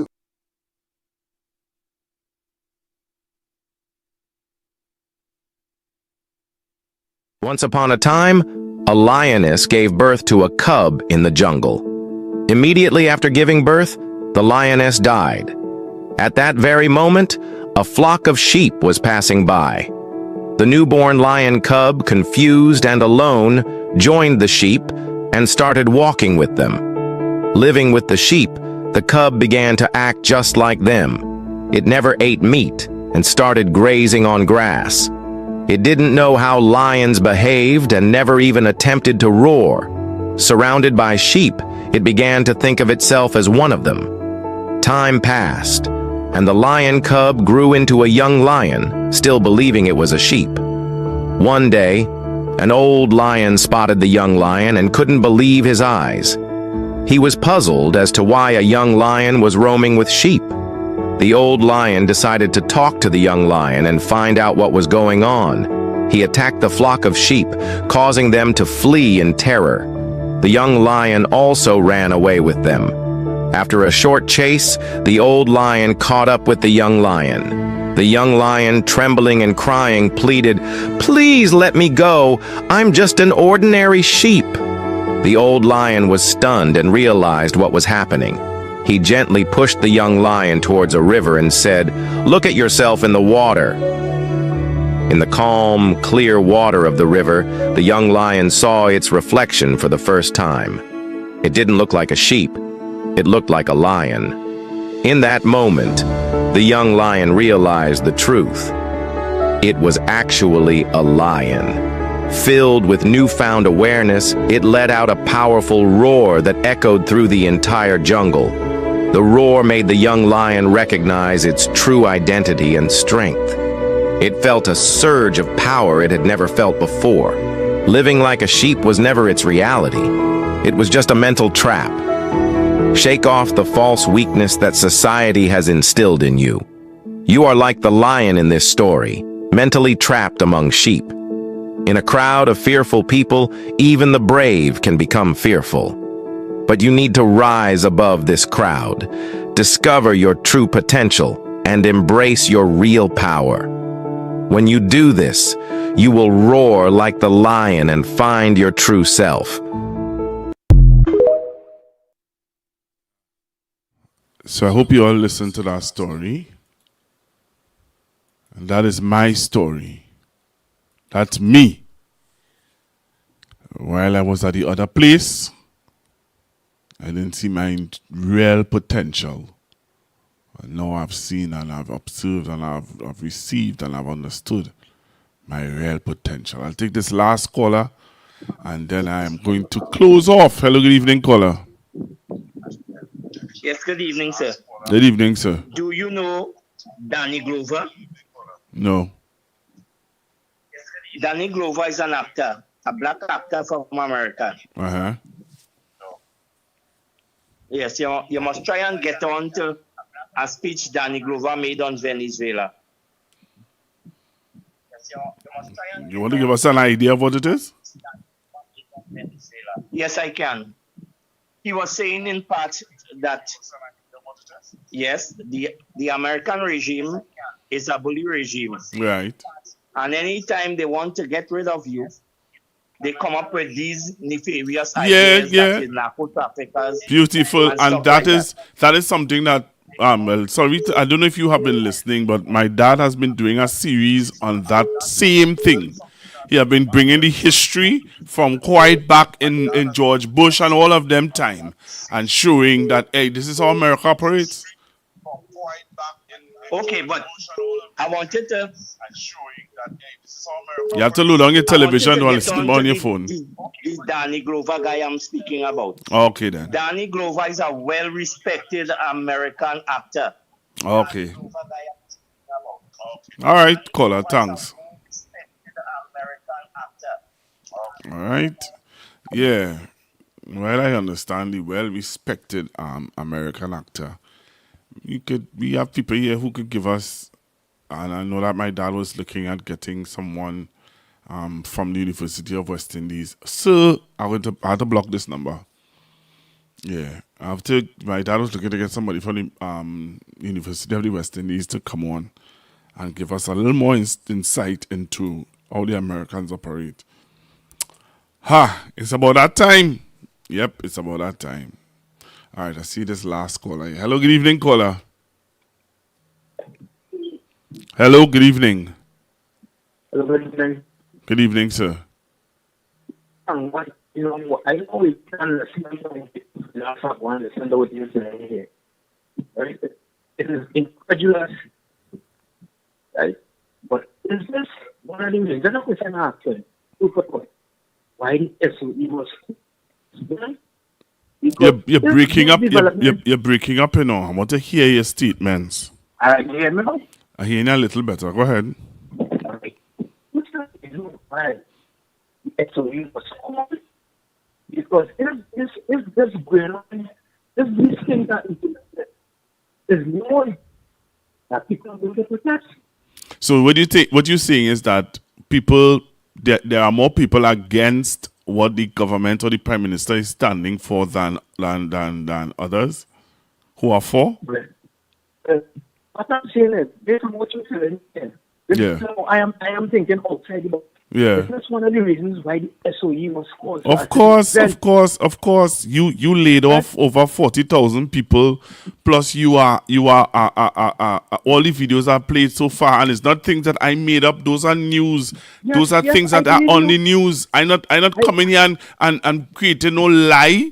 It's these things that are on the news, and if we listen to the news carefully and we watching what's going on as a nation, this is what we are accepting. This is what we want. Because I want to remind the nation of something. In Iran, Iraq, sorry, when they were alleged weapons of mass destruction. Up to now, we can't find them weapons of mass destruction. Also, remember the Russian invasion of Ukraine. It started something like this. Yes. Right? And here we are now. That America is ruled by, I call him a despot, right? Who is making up all kind of stories just for them to control the resources of mineral-rich Venezuela, right? And then you have this next despot saying support and everything that the other despot says. You know what's going to take place? Right. What is the potential of right?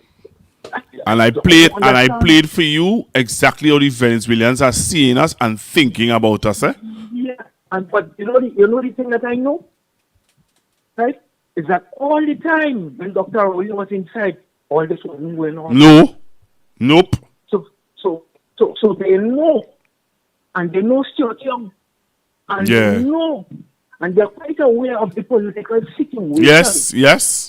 Inside Tobago. Yes. Right? And I want to tell you to do something.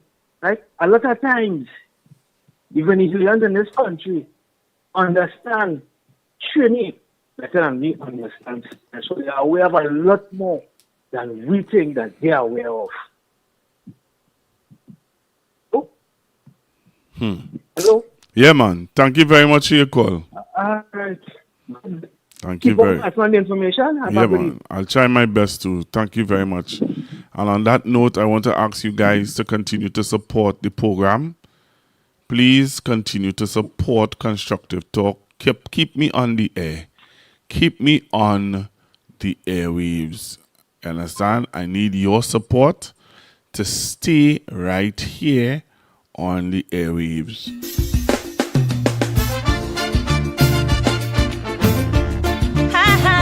So this is a way you can make your contributions. You can make your contribution to keep Constructive Talk on the air. Alright, at any First Citizen Bank, there's the account number. And you make your contribution to keep us on. Alright? So I look forward to hearing and seeing the contributions from those of you.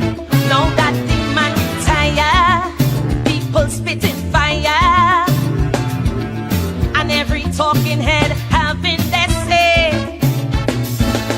For in this mixed up land that we call Tobago, many times it does just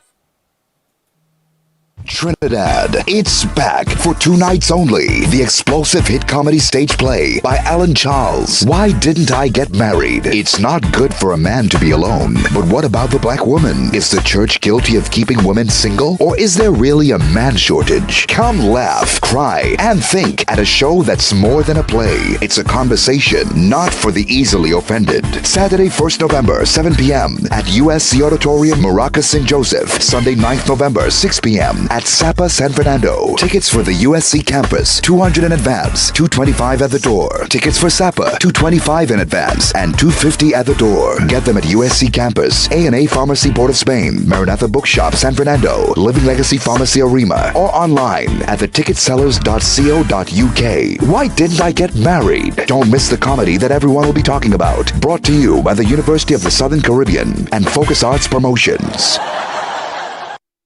You give your hand to me, and let me say hello, and after all this speed, my heart is beating so, and everyone can tell, you think you know me well, you don't know me. Hey guys, I am Nigel O'Connor, a singer for all seasons. I am that voice that moves you for every occasion. I am that voice that celebrates life moments one note at a time. I am Nigel O'Connor. You can contact me at 783-0054 or 754-3154. And oh yes, that's me singing in the background. Nowadays I'm not speaking songs.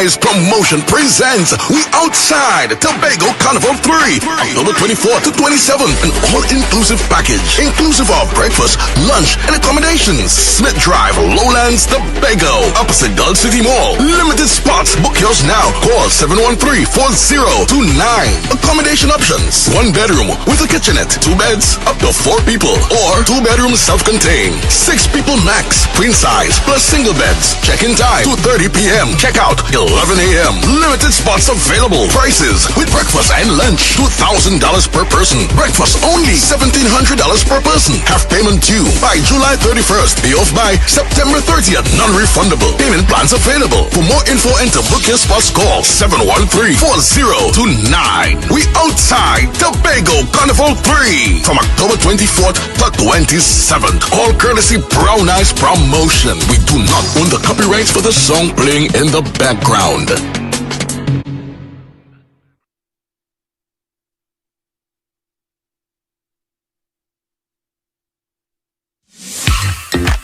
I recall more than 3 decades ago, a senior telecommunications manager, let's call him Michael. And Michael was assigned to the task of presenting the government's position at a regional conference. Michael struggled and visibly trembled, especially since he presented after the retired North American ambassador, who had the audience in stitches, laughing up every word. I'm Dr. Madonna Doyle, and I made a silent vow then to help people like Michael, who are technically competent, but who struggle and succumb to fear when speaking in public. Now, as a communications architect, I partner with organizations and individual leaders to transform their leadership presence, including the way they express themselves. So, if your goal is to amplify your authentic voice, influence others, and lead with confidence, join me from October 28th to November 11th for our Communicate with Confidence online course. To all the Michaels, it's possible to overcome fear, step fully into your role, and lead with confidence.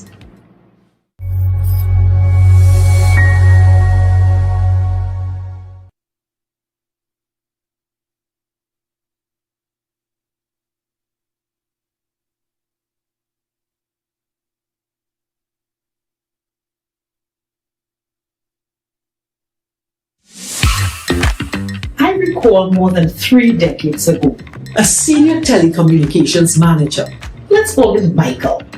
And Michael was assigned to the task of presenting the government's position at a regional conference. Michael struggled and visibly trembled, especially since he presented after the retired North American ambassador, who had the audience in stitches, laughing up every word. I'm Dr. Madonna Doyle, and I made a silent vow then to help people like Michael, who are technically competent, but who struggle and succumb to fear when speaking in public. Now, as a communications architect, I partner with organizations and individual leaders to transform their leadership presence, including the way they express themselves. So, if your goal is to amplify your authentic voice, influence others, and lead with confidence, join me from October 28th to November 11th for our Communicate with Confidence online course. To all the Michaels, it's possible to overcome fear, step fully into your role, and lead with confidence.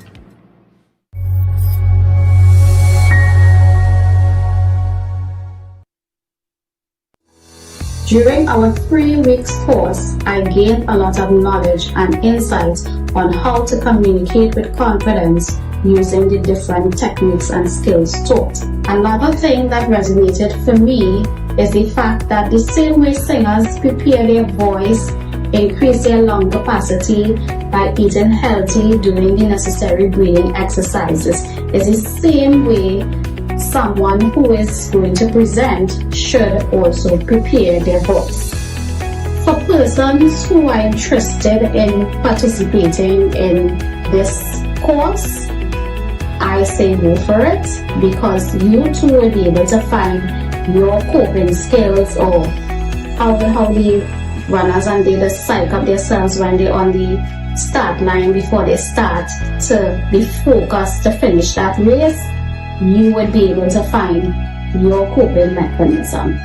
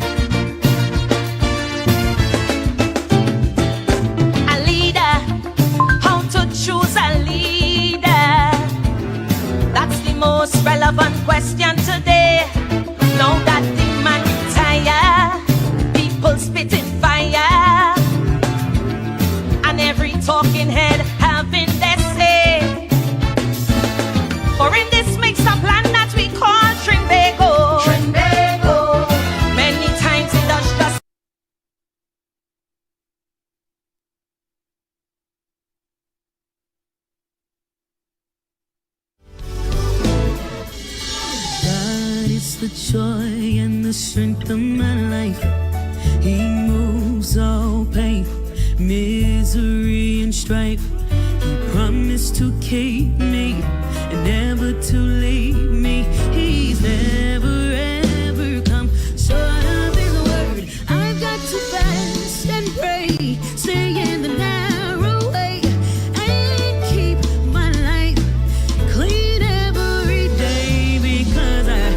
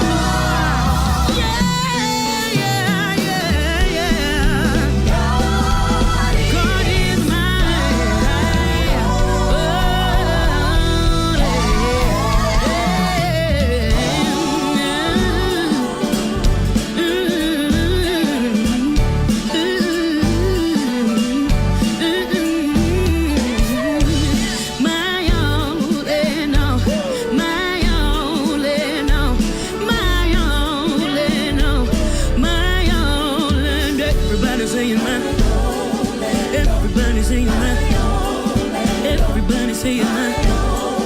Everybody say amen. He's my will in the middle of the wheel. He's my joy and sorrow. He's my hope, but my road. Say he's my savior. He is my redeemer. He is my all in all. He is my all in all. Say he's my all in all. Everything I need him to be, he's mine. Everything I need him to be, he's mine. Everything I need him to be, he's mine. God, when I need you, you are always right there. Say God, when I need you, you are always right there. Say God, when I need you, you are always right there. You're a friend to the friendless. You are a mother to the motherless. You are a father to the fatherless. You are all in all. You are all in all.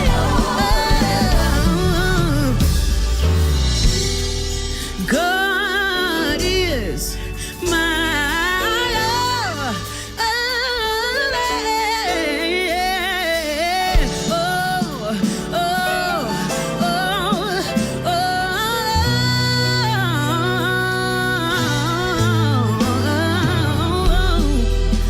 Good, you are my all.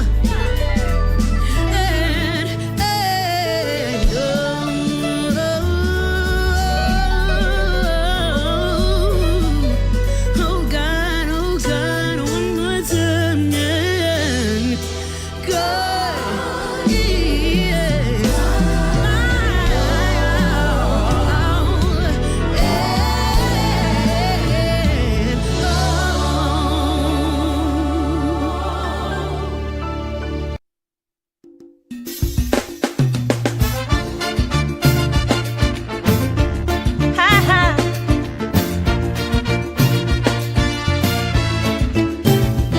Oh yeah.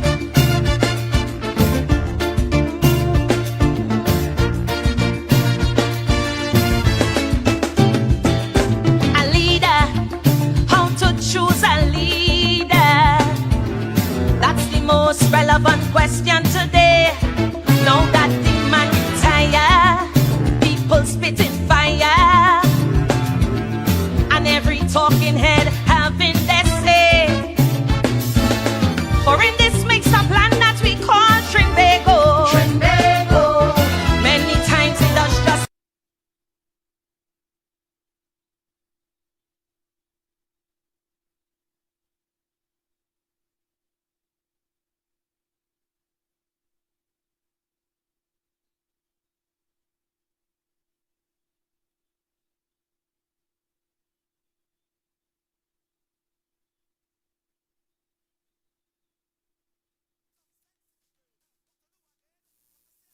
Somebody put some sense in the brain.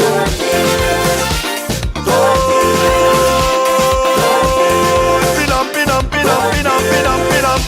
You was a single man living your best life. Not a care in the world, everything was nice. Long time I see you what's going on. I hear since you be this woman like you get dirty.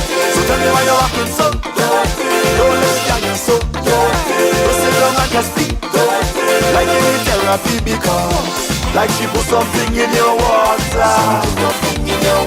Like she went by your spiritual doctor. Oh Lord, hey, all the signs is there for you to see. Like she won't be the man I'm used to wife to be. Hey, just to get respect you're not supposed to beg, no. Why you put your tail between your legs, no. Like every night you playing Monopoly.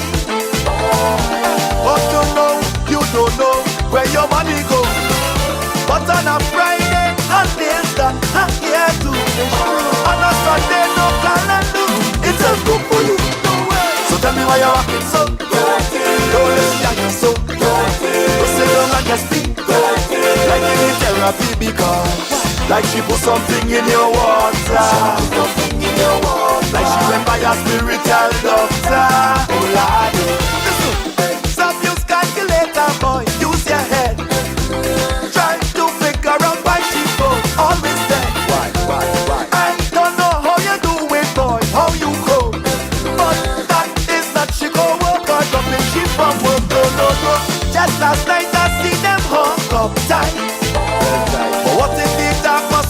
life. I know that is right. But if I tell you, you might think I want your wife. So I will leave you on the ground, don't smoke your pipe. Boy, you're not right. So tell me why you're acting so. Don't wanna see how you're so. Don't sit down and just speak. Like you need therapy because like she put something in your water. Like she went by your spiritual doctor. Oh Lord, what to do again? What to say again? Somebody put some sense in the brain. What to do again? What to say again? Somebody put some sense in the brain. Like every night you're playing Monopoly. But you know, you don't know where your money goes. But on a Friday, hot nails done, hot hair too. It's true. On a Sunday, no calendar. It's a good for you. So tell me why you're acting so. Don't wanna see how you're so. Don't sit down and just speak. Like you need therapy because like she put something in your water. Like she went by your spiritual doctor.